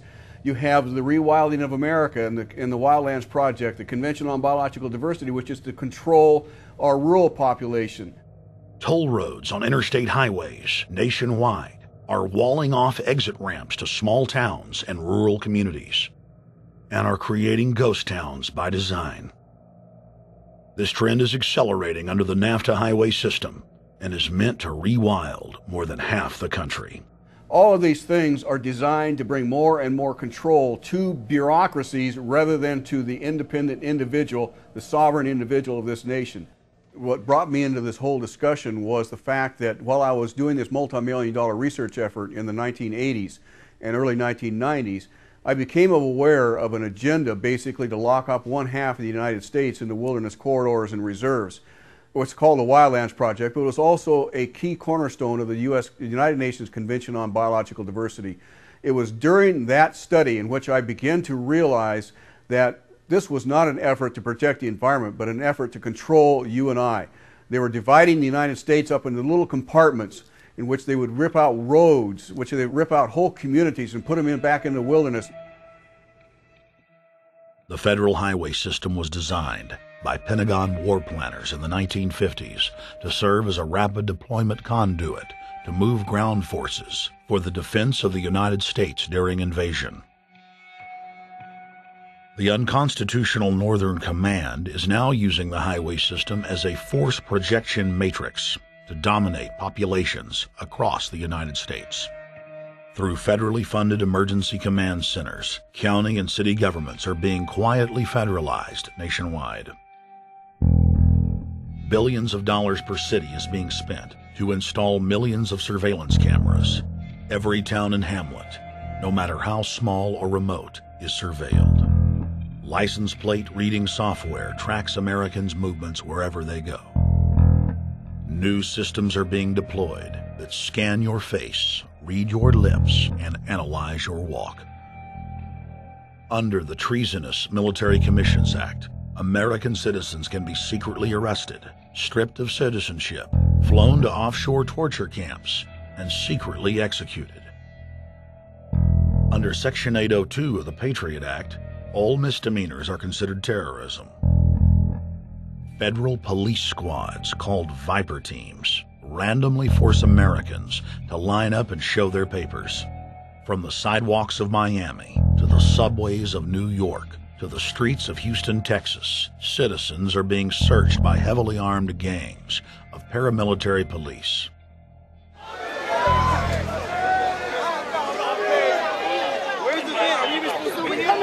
Come on, guys, come in.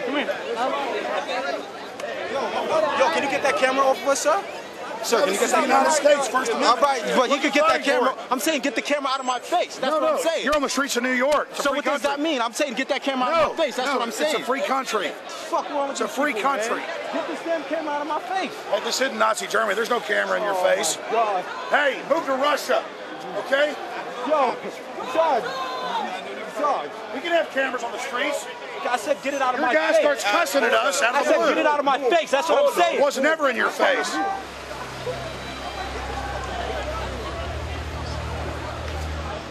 Yo. Long before 9/11, the Pentagon was aggressively violating the federal law that bars the military from policing the American people.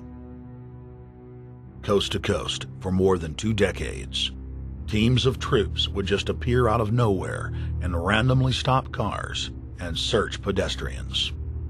The acclamation accelerated with regular Army searching bags at the Super Bowl and the Kentucky Derby, as well as other high-profile events. Then President Bush signed a Defense Authorization Act, which radically increased the funding for the already bloated shadow government. In the act, the executive branch formally announced that it was preparing for domestic insurrection and went on to preemptively strip the state governors and legislatures of their powers. The federal government is openly announcing that it is the only authority as it treats the people and the states as enemies. Then on May 9th, 2007, President Bush unlawfully granted himself new powers. and the presidency officially became a fiat dictatorship. In the past, continuity of government has been shared by the legislative, judicial, and executive branches of government. Now, all power resides with the president. For the smallest of reasons, including, in the document's own text, any incident in the world, regardless of location, that affects population, infrastructure, environment, economy, or government functions can trigger, at the president's will, total martial law. It is important to add that the president is merely a puppet of the global crime syndicate and may not use the new powers, but simply pass them on for use by future puppet administrations.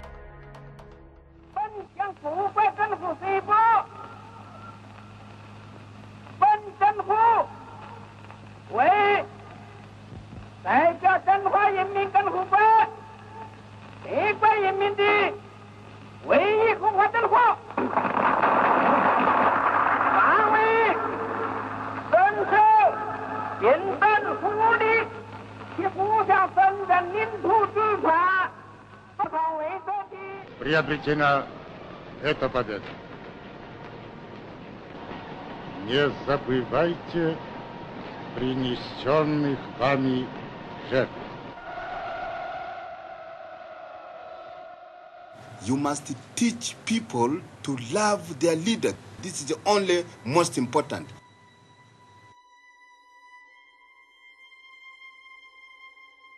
Why don't we learn from the mistakes of our ancestors? Why does humankind find itself bound in a cycle of bloodshed and enslavement?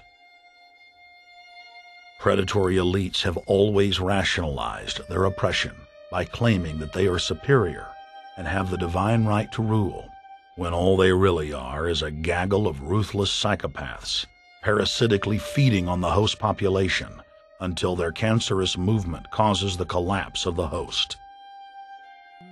There have been thousands of tyrannical governments in history, and less than 10 that can truly be called free. In the 20th century alone, over 150 million people were murdered at the hands of the state. In Russia, the Red Terror consumed the lives of more than 60 million men, women, and children.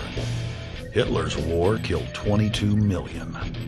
During Mao Zedong's reign alone, more than 60 million peasant farmers were killed. And the list goes on. 300,000 innocent civilians killed in Guatemala. More than 2 million souls brutally murdered by the government of Cambodia. 1,500,000 killed in Turkey. 300,000 in Uganda. 800,000 plus hacked to death with machetes in Rwanda. Sadly, there are too many examples of innocent families being exterminated by their governments on an industrial scale to name them all. It is a historical fact that the state is the #1 cause of unnatural death. If you take the 150 million people killed by power-mad government in the last century and divide it by 100,000, the number of souls lost would fill the biggest sports stadium, packed with 100,000 screaming fans, 1,500 times over. That's 1,500 sports stadiums, crammed with 100,000 people each, all exterminated. For those who think it can't happen here or won't happen to them, you have been warned. The carnage witnessed in the last 100 years was only the preparatory phase of the New World Order's master plan. 稍有常识的人都会看出，如果我们的铁骑继续前进，这个螳臂挡车的歹徒难道能够阻挡得了吗？ Hitler and Stalin's crimes are now part of history, but the communist Chinese system of evil is not content with racking up the highest death toll in history. The mass murder and enslavement is still going on today and enjoys the full support and sanction of the New World Order. 摄像机拍下的这个画面，同西方某些国家的宣传恰恰相反。正好说明了我们的军队。 Communist China serves as a globalist laboratory, a proving ground where 1.4 billion people live out their lives as guinea pigs who serve as test subjects for the formulation of the brave new world. U.S. and British forces worked closely with Mao Zedong during World War II, and at the end of the war, they secretly backed Mao in driving out Chiang Kai-shek and the Nationalist. The OSS, and then the CIA, believed that Mao would have a stabilizing effect. Bill Clinton's mentor and Georgetown University political science professor Carroll Quigley explained in his book, Tragedy and Hope, how the Anglo-American Roundtable groups backed every brand of authoritarianism, from communism to fascism, to ensure that a centralized government dominates the population and the economy as planned. The elite are monopoly men. They seek to create monopolies and dominate populations through the barrel of a gun. In their writings, the leadership of the New World Order has continuously heaped praise on the corrupt communist Chinese model.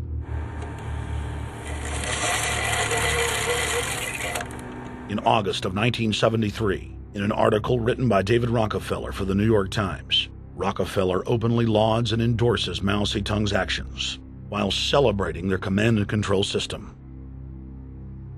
Whatever the price of the Chinese Revolution, it has obviously succeeded not only in producing more efficient and dedicated administration, but also in fostering high morale and community of purpose. The social experiment in China under Chairman Mao's leadership is one of the most important and successful in history. David Rockefeller, New York Times, August 10, 1973. Communist China is the model planned society for the New World Order. China has received more United Nations awards for its policies and form of governance than any other nation. In the eyes of globalist planners, authoritarian China is the future. China adopted the dreaded one-child policy due to lobbying from a consortium of eugenics organizations, which includes Planned Parenthood and the United Nations. Couples that have more than one child face heavy fines and imprisonment. The practice of forced abortion in China, coupled with the cultural desire to have a male child, has plunged China into a deepening crisis where there are 30 million more men than women. The Chinese police state ruthlessly crushes all forms of dissent. Underground churches, Falun Gong practitioners, striking factory workers are all sent to forced labor camps. Their blood and tissue types are cataloged in preparation for organ harvesting. The Chinese government then sells the prisoners' organs to the highest bidder on the world market. If a wealthy patient chooses to fly into China, the prisoner is killed and the organs are implanted. If the organs are being flown out of the country, a mobile execution van extracts the organs on the way to the waiting aircraft. The social engineers of China aggressively euthanize the elderly and disabled. China is merely following the globalist blueprint for the world. The same system of total dehumanization is quietly being phased in worldwide. Depopulation should be the highest priority of foreign policy towards the Third World. Henry Kissinger, 1974. There's a need for a new world order, but it has different characteristics in different parts of the world. Now, none of this may succeed this time, but this to me is sort of the outline by which someday, in the next few years, a solution will emerge. Where does this mindset come from? Why do the elites kill the largest masses of people when no one is resisting them, when they've already attained total control? What ideology drives the elite psychopath? Since Plato's time 2,400 years ago, state planners have openly proclaimed their desire to control every detail of the commoner's life. From breeding programs to mass extermination of undesirables, the dark dream has continued on for millennia.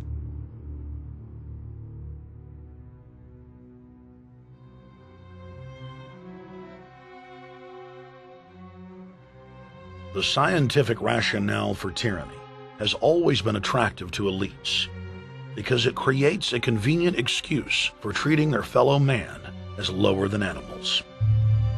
Robert Thomas Malthus, famous for saying that a mass food collapse would be helpful because it would wipe out the poor. His fictional scenario would later be called a Malthusian catastrophe. Malthus is important because his ideas led to the rise of a new scientific field that would dominate the course of human history for the next 200+ years. Charles Darwin, an admirer of the Malthusian catastrophe model, developed the theory of evolution, its chief tenet being the survival of the fittest. With the help of T.H. Huxley, known as Darwin's bulldog for his strong support of Darwin's theories were pushed into wide acceptance among key scientific circles throughout England and then the world. Darwin's cousin, Francis Galton, credited as the father of eugenics, saw an opportunity to advance mankind by taking the reins of Darwin's evolution theory and applied social principles to develop social Darwinism. The families Darwin, Galton, Huxley, and Wedgwood were so obsessed with their new social design theory that they pledged their families would only breed with each other.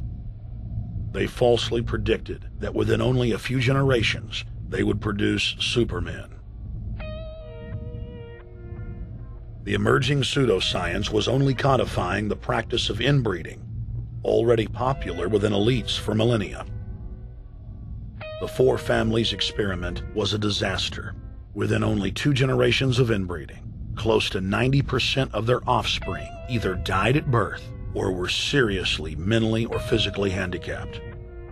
The moneyed class of the planet, and particularly the royal families of the world, who were already obsessed with breeding and filled with a predatory disdain for the underclass, seized on the new science and began aggressively enforcing its aims worldwide.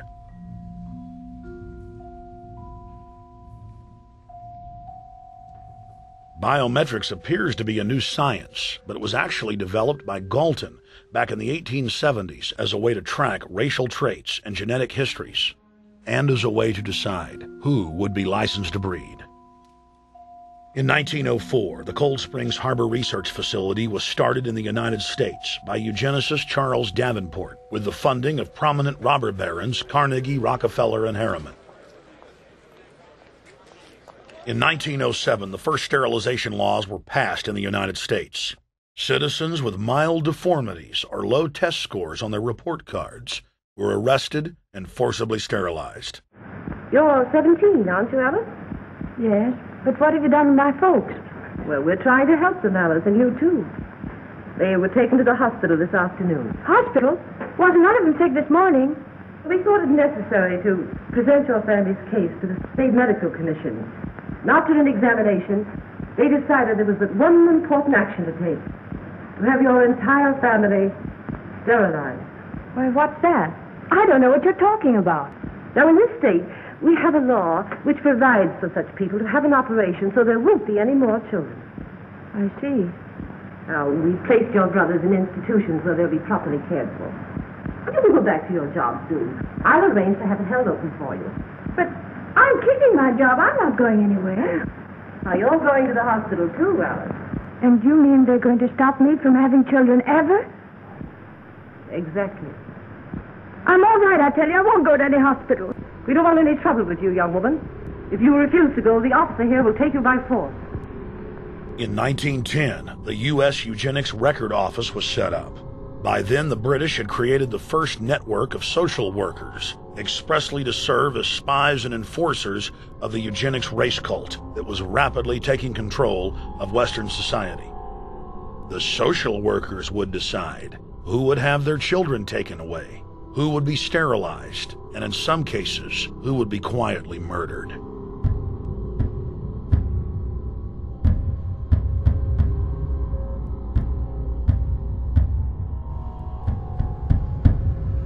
In 1911, the Rockefeller family exports eugenics to Germany by bankrolling the Kaiser Wilhelm Institute, which later would form a central pillar in the Third Reich. At the 1912 International Eugenics Conference in London, eugenics becomes an international craze and gains superstar status.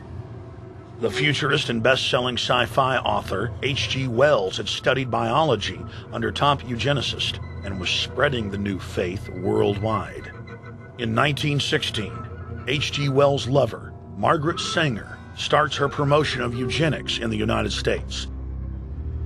In 1923, Sanger receives massive funding from the Rockefeller family. Sanger wrote to fellow eugenicist Clarence J. Gamble that black leaders would need to be recruited to act as frontmen in sterilization programs directed against black communities.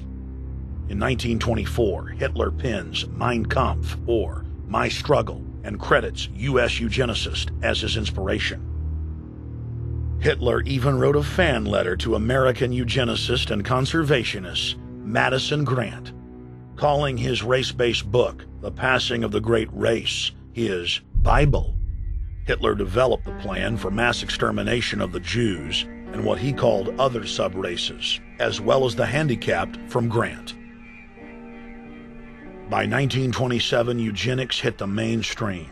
The so-called science was aggressively pushed through contests at schools, churches, and at state fairs. Churches competed in contests with big cash prizes to see who could best implement eugenics into their sermons. Major denominations then tell Americans that Jesus is for eugenics. That same year in the United States, more than 25 states passed forced sterilization laws, and the Supreme Court ruled in favor of brutal sterilization policies. When Hitler came to power in 1933, one of his first acts was to pass national eugenics laws, modeled after laws in the United States.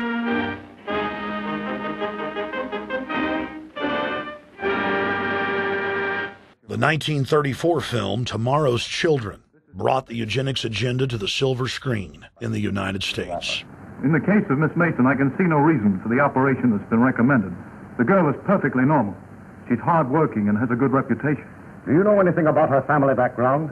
Oh, yes, Your Honor, I do. There are several other children, aren't there? Yes. What is their condition? One is a cripple. Two others might be classed as feeble-minded. Isn't the oldest son in jail? Oh, yes, I believe so. And knowing all that, you still contend that this girl should be allowed to bring more people like that into the world? She's sound, Your Honor. She's not anything like the rest. Surely she should be given a chance to work out her own salvation. I can't agree with you, Doctor. Suppose she is normal. The chances are that her children will inherit the family taint. Isn't that possible? But, Your Honor, I'm sorry, Doctor. 3 generations of unfit are enough. Petition not allowed.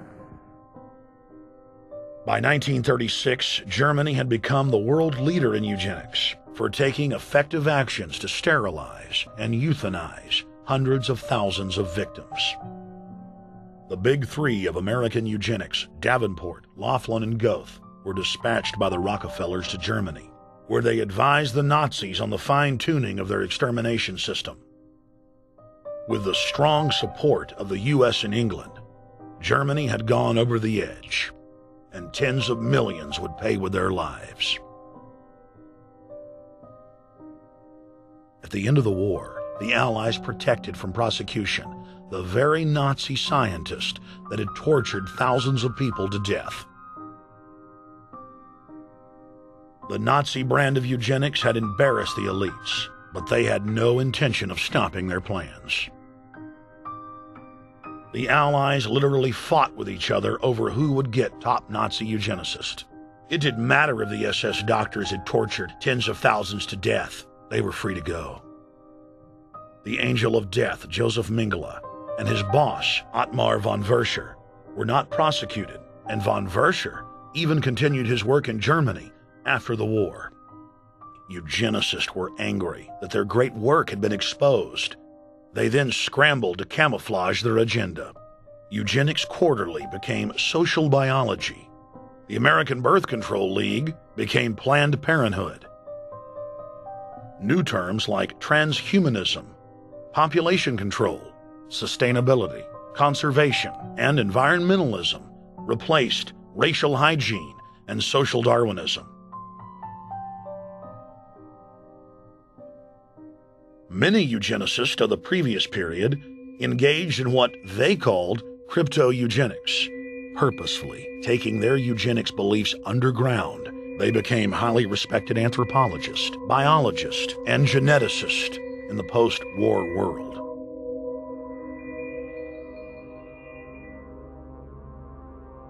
The Allies then smuggled thousands of Nazi scientists out of Germany and placed them in key scientific positions, ranging from bioweapons to rocketry throughout the military-industrial complex.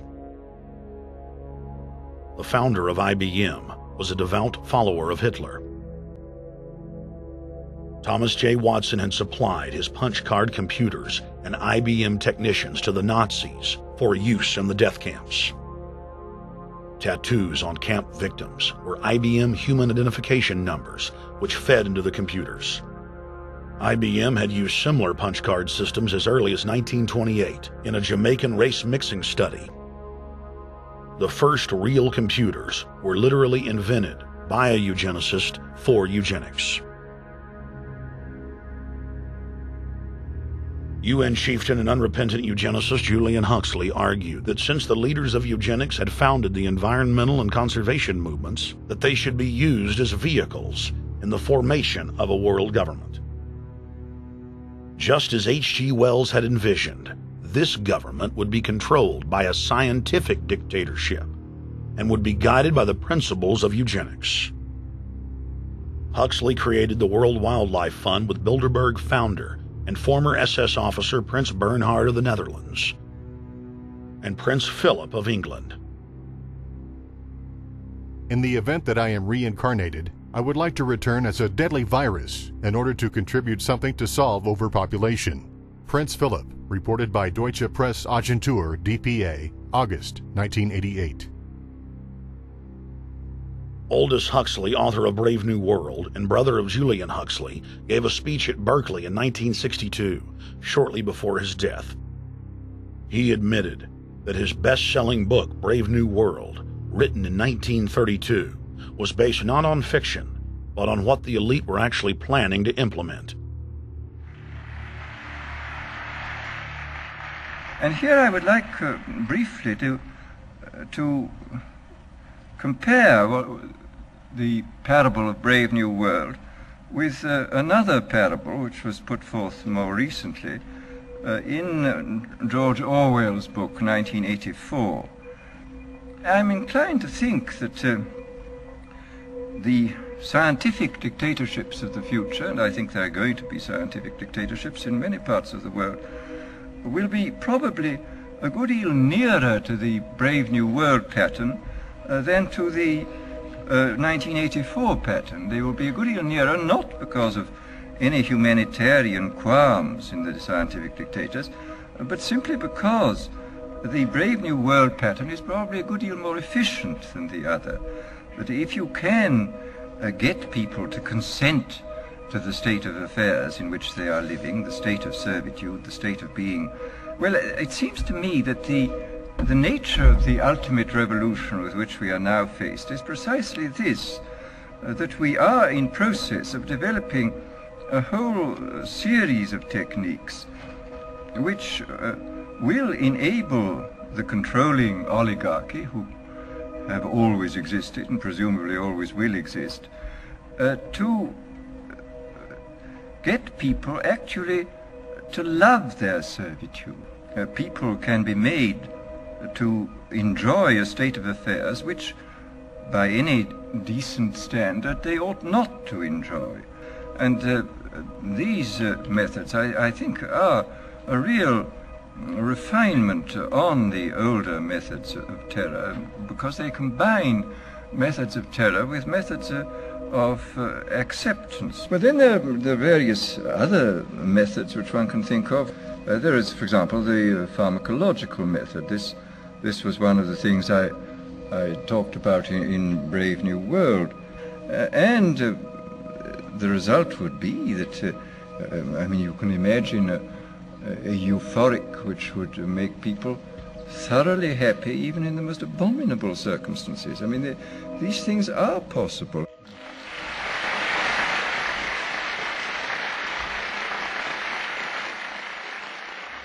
The elite have left a massive wave of destruction behind them as they cold-bloodedly experiment on civilian populations as if we are lab rats. A string of congressional investigations has uncovered more than 20,000 secret tests that were carried out against the American people between 1910 and 2000. One well-known eugenics study, the Tuskegee Syphilis Project, killed hundreds of blacks and spanned 40 years until whistleblowers exposed it in 1972. From 1943 until present, the British have tested lethal nerve gas on their own personnel, on land, air, and sea. Many died instantly. Still others died grueling deaths over several years. The federal government commissioned secret radiation experiments on thousands of non-consenting patients. Hundreds of hospitals in the U.S. injected healthy men, women, and children with uranium and plutonium at dosage levels ranging from non-therapeutic to lethal, killing many of the test subjects.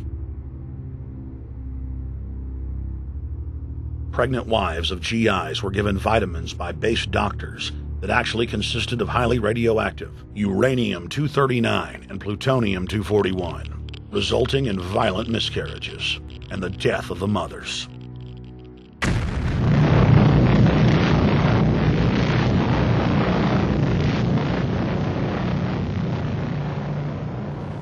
Soldiers, sailors, and Marines were used as guinea pigs in hundreds of atomic and hydrogen bomb tests. Patriotic Americans were radiated side by side with lab animals.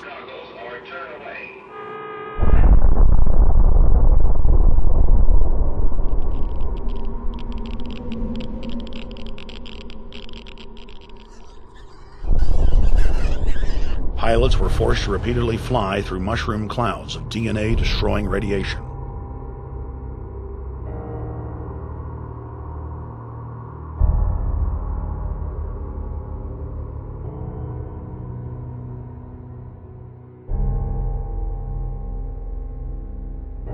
From 1951 to 1961, the U.S. Army paid Israel's health ministry 3 million lira to conduct radiation testing on Sephardic children that immigrated to Israel. The government-run public schools would tell the children that they were going to get a medical checkup and that they were receiving an X-ray.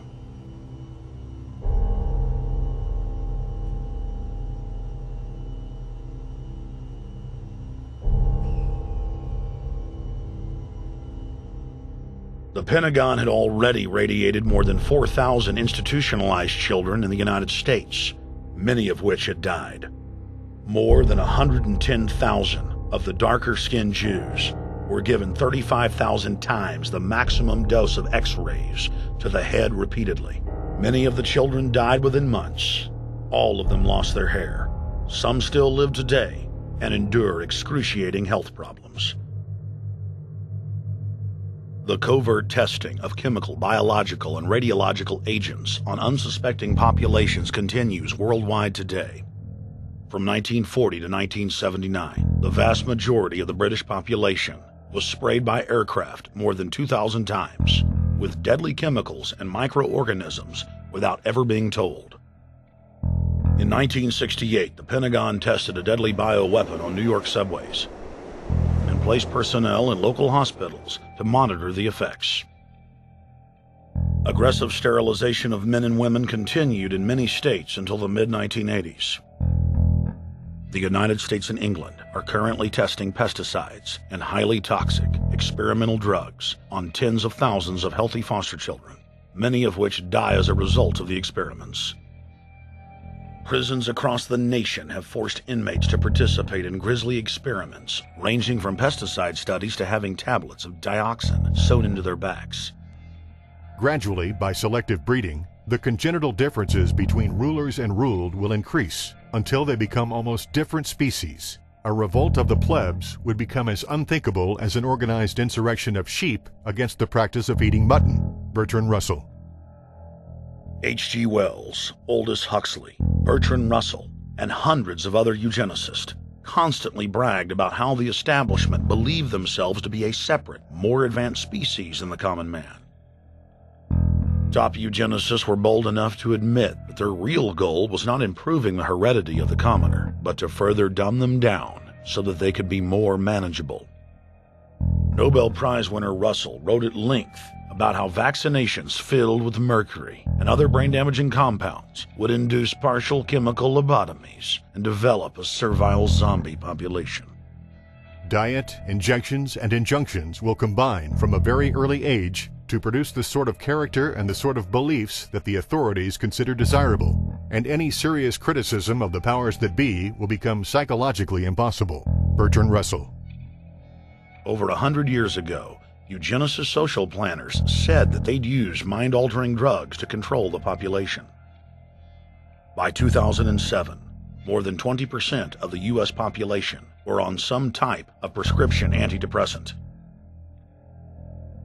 But in the case of foster children, a sector where the state has total control, at least 2/3 are forced to take a cocktail made up of, on average, 7 psychotropic drugs.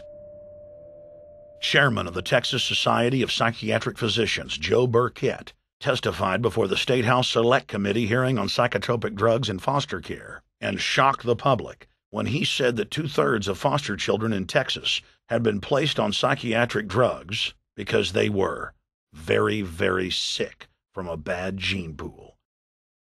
A lot of these kids come from bad gene pools. They don't have stable parents making good decisions. Besides the gene pools, they've then been traumatized by abuse, neglect, and problems, and then they've been traumatized by separation, and all those things predispose to mental illness. The Western world is now implementing eugenics pre-crime policies. Fetuses are now being pre-screened according to family histories of crime. From Portland, Oregon to London, England, Child Protective Services are enrolling newborn children into criminal databases at birth and forcing them to attend probation hearings at age 2. The overlords of scientific dictatorship are ruthlessly prosecuting a war on our most defenseless. In December of 1974, the U.S. government made third world population reduction a central national security issue. The operation plan, titled National Security Study Memorandum 200, was simply a regurgitation of the British Commission on Population created by King George VI of England in 1944, which openly stated that populous third world nations posed a threat to the international elite's monopoly of global power. The Kissinger-authored U.S. plan targeted 13 key countries where massive population reduction was called for. Kissinger recommended that IMF and World Bank loans be given on condition that nations initiate aggressive population control programs, such as sterilization.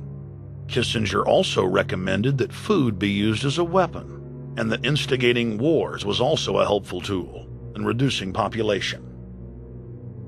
In 1972, the Nixon White House also implemented a eugenics policy which was directed by George Herbert Walker Bush, then United States Ambassador to the United Nations. Bush advised China on the formulation of their one-child policy and directed the federal government to forcibly sterilize more than 40% of Native American women on reservations. The Bilderberg-dominated Club of Rome advocated environmentalism as the best front to implement population reduction. Western populations would accept serfdom if it was packaged as saving the earth.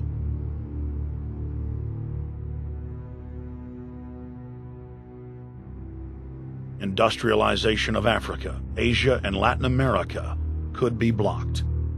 Citizens would more willingly give up their national sovereignty if it were sold as a way to help the planet. The think tank also concocted the peak oil fraud as a way to create artificial scarcity. And the Club of Rome has been aggressively pushing a global carbon tax as a way to fund their planetary government. In the draft copy of the United Nations Global Biodiversity Assessment, it states very clearly that we must reduce the human population from its current level of about 6 billion people down to about 1 billion people. In the 1970s, South Africa developed race-specific bioweapons to target blacks and Asians, and then subsequently sold the technology to Israel in the mid-1980s. In September of 2000, the Project for a New American Century published a document in which Dick Cheney described race-specific bioweapons as politically useful tools. And somebody mentioned, well, why would they want to reduce the human population when that means less money for them? Most people have no idea. They're not after money. They have all the money they need. They're after power. That's their aphrodisiac. The overlords of the New World Order are now aggressively pushing for a worldwide one-child policy. The Chinese one-child policy was phased in gradually. In the 60s, when it began, you only had to pay a tax penalty. Only later did they imprison you if you had more than one child. Now the exact same proposals to penalize couples who have more than one child are being made in the United States, England, and Europe.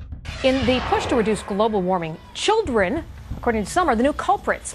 A think tank in the UK says too many kids are what's making the planet worse, saying large families, anything over 2 children really, should be frowned upon as an environmental no-no, akin to not reusing your plastic bags, driving one of those big gas-guzzling cars, taking long trips overseas. The UK, in fact, has negative growth. I think Canada does too. That still, families in our rich countries shouldn't have more than 2 kids. In 1998, Ted Turner pledged to give more than $1 billion to the United Nations to be spent in the implementation of population reduction policies planet-wide.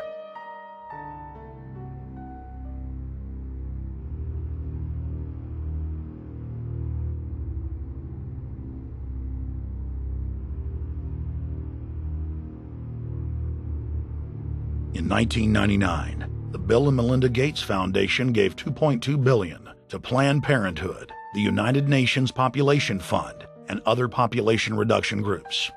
By 2007, the Gates had given more than $30 billion, almost exclusively to population control groups. The controlled corporate press cynically reported that the Gates were giving the money to help third world children. Bill and Melinda Gates were dethroned as the world's most generous philanthropists when their friend and fellow population reduction enthusiast, Warren Buffett, gave $37 billion to fund an army of population control groups. And I actually think the world will be much better when there's only 10 or 20% of us left. Dr. Eric Pianka. Prominent University of Texas biologist Dr. Eric Pianka, while receiving an award from the Texas Academy of Science, said that the worldwide AIDS pandemic was, quote, no good, it's too slow, and went on to laud the virtues of Ebola because it would kill 90% of the world population quickly. When his statements erupted into a national controversy, his graduate students defended him, stating that Pianka was too conservative and that all humans should be killed.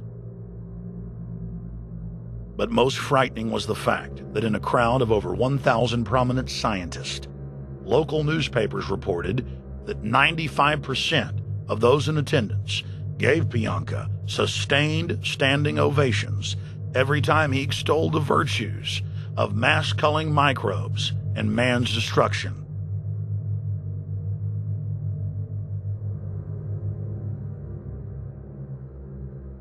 China was able to turn the corner and become the leading world superpower because they have a police state and they are able to force people to stop reproducing. Dr. Eric R. Pianka. The eugenics movement has now shaken off much of its Nazi baggage and is using people's legitimate concern about the environment as a cloak to conceal their real agenda. Everyone wants to breathe clean air and have good water. But the controllers of the environmental movement have done nothing but co-opt people's concerns and parlay it into support for global policies that further destabilize the third world and create untold misery. Phony environmental and conservation groups are now the biggest private landowners in the world. They lobby government to take property away from local populations, only to develop it themselves later. When the U.S. military dumps millions of gallons of nerve gas on the east coast of the U.S., they don't say a word. Thousands of companies are creating transgenetic cross-species hybrids, splicing plants, animals, and insects, and releasing the new organisms into the global biosphere, vandalizing the very genetic code of the planet. And large environmental organizations do nothing. The corporate elite of the planet intensified their push for a global taxation system with a year-long build-up to the Live Earth hysteria held on July 7th, 2007 on 7 continents. World leaders announced that saving the Earth was the new organizing principle for humanity and hailed it as the planet's new religion. They claimed that CO2, which plants breathe, was killing the Earth, and that we must reduce the number of children we have to curtail our carbon footprint. Countries across the world marked the day by passing new carbon tax schemes and raising taxes on gasoline, natural gas, and electricity. It is a scientific fact that the sun is the main driver of planetary climate, and the measurements are clear. The sun is becoming hotter, brighter. It has been slowly increasing thermal output in the last 100 years, causing warming not just on Earth, but throughout the solar system. But the scientific facts and even the order of the planets didn't matter to one of the chief organizers of Live Earth, David Mayer de Rothschild, heir to the British arm of the Rothschild fortune, when we spoke to him. When I called Rothschild on the order of the planets, he just laughed, thinking the audience wouldn't get it. He continued to count on the population's ignorance and claimed that the global warming lobby has nothing to do with carbon taxes. I guess he hadn't spoken with his good personal friend, Al Gore. Global warming, the time for debate is over. I think what you have to realize is that being environmentally sensitive and making money aren't mutually exclusive. There's a lot of money to be made in addressing this issue. But you guys are gobbling up all the world's concern to just simply line your pockets and make kids read your book in schools and do all this. It's a business, just like you said, Rothschild. It's not. Do you think I make any money out of this? It's the same thing. It's the same thing your your money-changing ancestors did. They're in Germany, Red Shield, and I'm calling you out, Red Shield. We know it's a scam. A pollution-based tax system, principally CO2. We're causing it mainly, vast majority of it. The consequences are bad and will be catastrophic unless we act. The polar ice caps of Mars are receding at several miles a year, much faster than ours, and that the moons of Saturn and Jupiter are melting. In fact, several of their moons were ice and are now liquid seas. Now, how are SUVs causing that, David Rothschild? That's because those planets are closer to the sun, my friend. No, Jupiter and Saturn are not closer to the sun. Neither is Mars. Yes, sir. I think you'll find, right, that the very simple matter, and what I wanted to say, and this is my final point, forget your taxation theory, because actually it's not taxation. Put a price on the carbon. A tax is the best way. Cap and trade can also do it. If there were a carbon-based tax, would there be a need for an economy-wide cap and trade system? They are not either or. We can do both. I am in favor of both.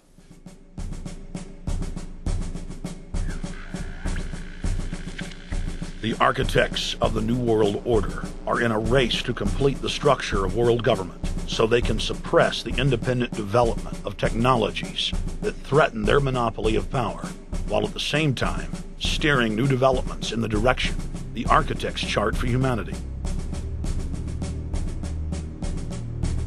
The technocrats call their governing system the final revolution because in the past, empires were enforced militarily. Now enforcement is primarily psychological and economic, and society itself is a construct of the elite who operate outside the controlled paradigm and control the civilization within, just as a child maintains the environment of a fish tank. We are like lab rats, living out our entire existence, never questioning the confines of the cage or the scientists who experiment on us. New World Order engineers have hijacked human destiny. Its controllers have closely studied human behavior for more than 100 years and are now steering us with expert control, using our primitive drives and desires as levers. They have developed their mind control systems to the point of being able to control the average unconscious person like a car.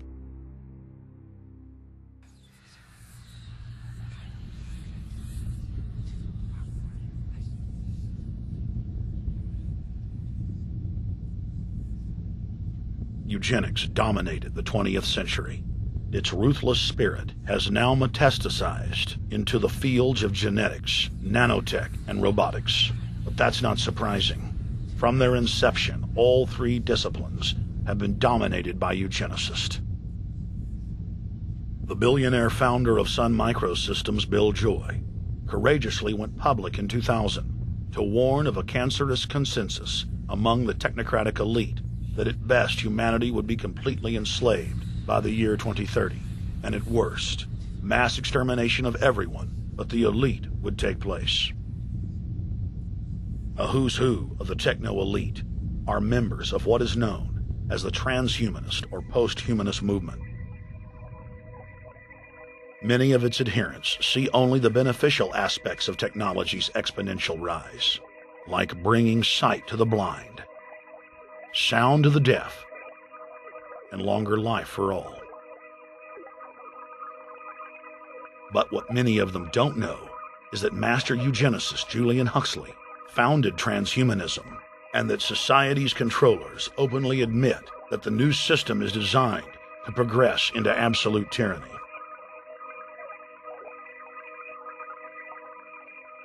Leading transhumanist Ray Kurzweil boasts that technological advancements will allow those that can afford it to live forever, but admits that most won't be able to keep up with the new master race. The drive for world government is now all about who will control and have access to radical life extension systems. Biological evolution is too slow for the human species. Over the next few decades, it's going to be left in the dust. Transhumanists believe that they will attain the fountain of youth by merging with technology. Now, it may be within their reach. Decades ago, transhumanists said that if you did not accept augmentation or enhancements, you would no longer be able to get jobs. And now it's happening today. The elite who occupy the commanding heights of digital reality are suicidal nihilists. Suicidal nihilists know that there is no longer any substantive purpose to their willing, but they would always prefer to go on willing than not to act at all. They can very happily ally themselves with the notion of nuclear holocaust or perfect exterminism. Technology has become so powerful in its capacity for destruction that free humanity cannot afford to let psychopathic technocrats with delusions of grandeur repeat the mistakes of their forebears, because it is highly probable that this time they may destroy everything, including themselves in their mad rush for godhood.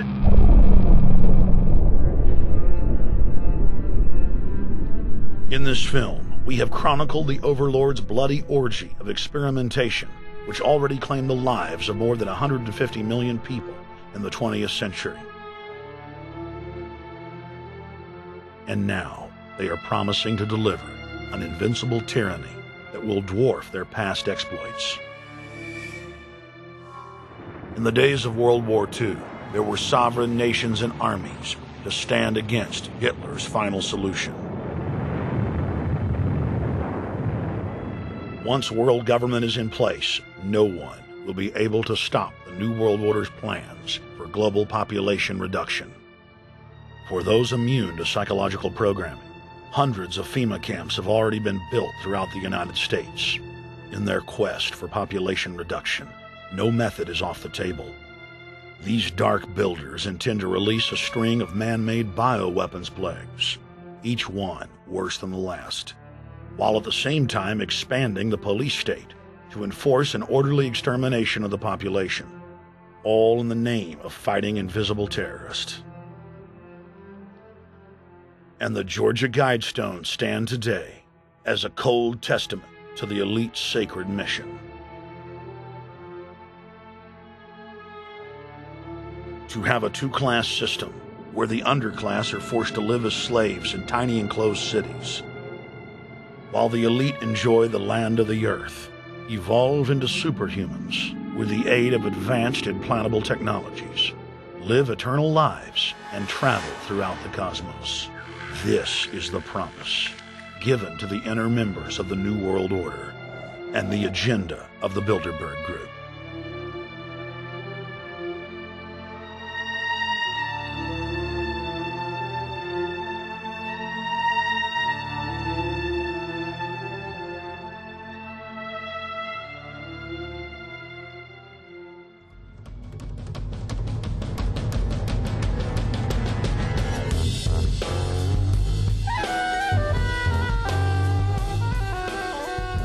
In 2007, Jim Tucker continued his 30-year quest to expose the globalist by traveling to Istanbul, Turkey, the site of Bilderberg, 2007.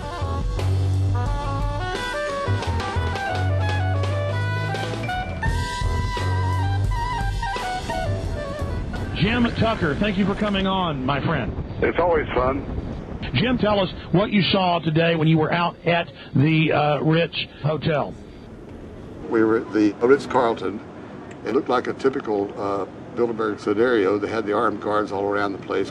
They had platoons of cops in formation waiting for the disbursement. They also had cops all the way around the building, and they had all those high-tech things where every member can hear whatever's spoken in any language, instantly translate into his own language so they can keep up with it.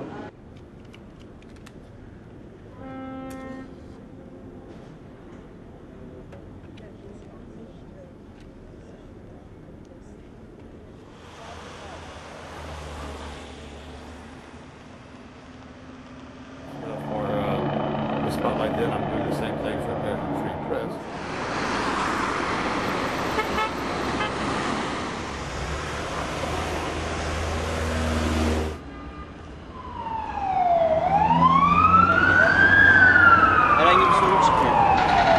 Hey, is the hotel open?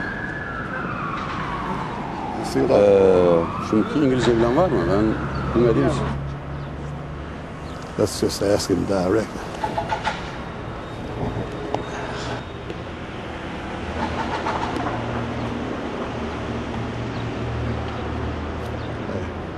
Is Bilderberg meeting here this weekend? You can look this way. We had my two personal cops following me today. I was not aware of it because my nose is always sticking to the camera and my jaws are always flapping. But the TV crew said those guys are going to follow you. And their car followed us out to the hotel. Then they identified the two cops in plain clothes, not business suits, but sport shirts and so forth. Yeah. That's the car that's been on our ass? Yeah. I want to photograph him? Yeah. You are, aren't you? Well, they're very likely Bilderberg boys.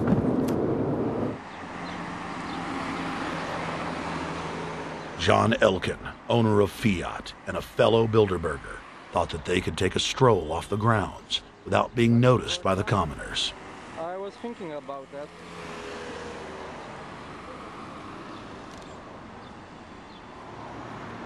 This Bilderberg attendee sneered at our camera.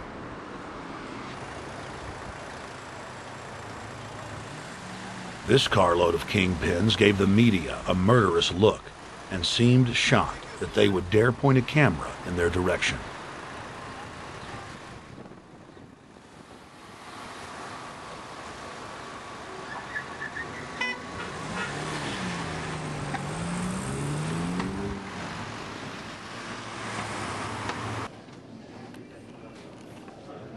In 2007, the Bilderberg Group received the heaviest global coverage in its history. Jim Tucker witnessed press conferences attended by hundreds of members of the media and a new generation of info warriors, like reporter Paul Dornanu of Romania, are tracking the elite no matter where they hide. Expunem acest grup Bilderberg. Now, Jim, my governor, Rick Perry, it's in the front of the Dallas Morning News. The headline reads, Texas Governor Rick Perry to attend Bilderberg. What does it mean to have the governor of Texas in the Dallas Morning News just admitting he's going to Bilderberg Group? It means he's a potential president, even as the obscure governor of Arkansas, Bill Clinton, lost his virginity at the Bilderberg meeting in Baden-Baden, Germany in 1991, and he's elected president the following year. Now, if he goes nowhere in a run for the White House in the years ahead, they'll drop him like an old shoe. They do that often, but officially, Bilderberg considers Governor Rick Perry a potential president of the United States. Yes, it's a violation of the Logan Act, for which Bill Clinton's White House was fined $300,000, which means the taxpayers paid it. When Perry returned to Texas from Istanbul, we were determined to hold him accountable for his treasonous actions.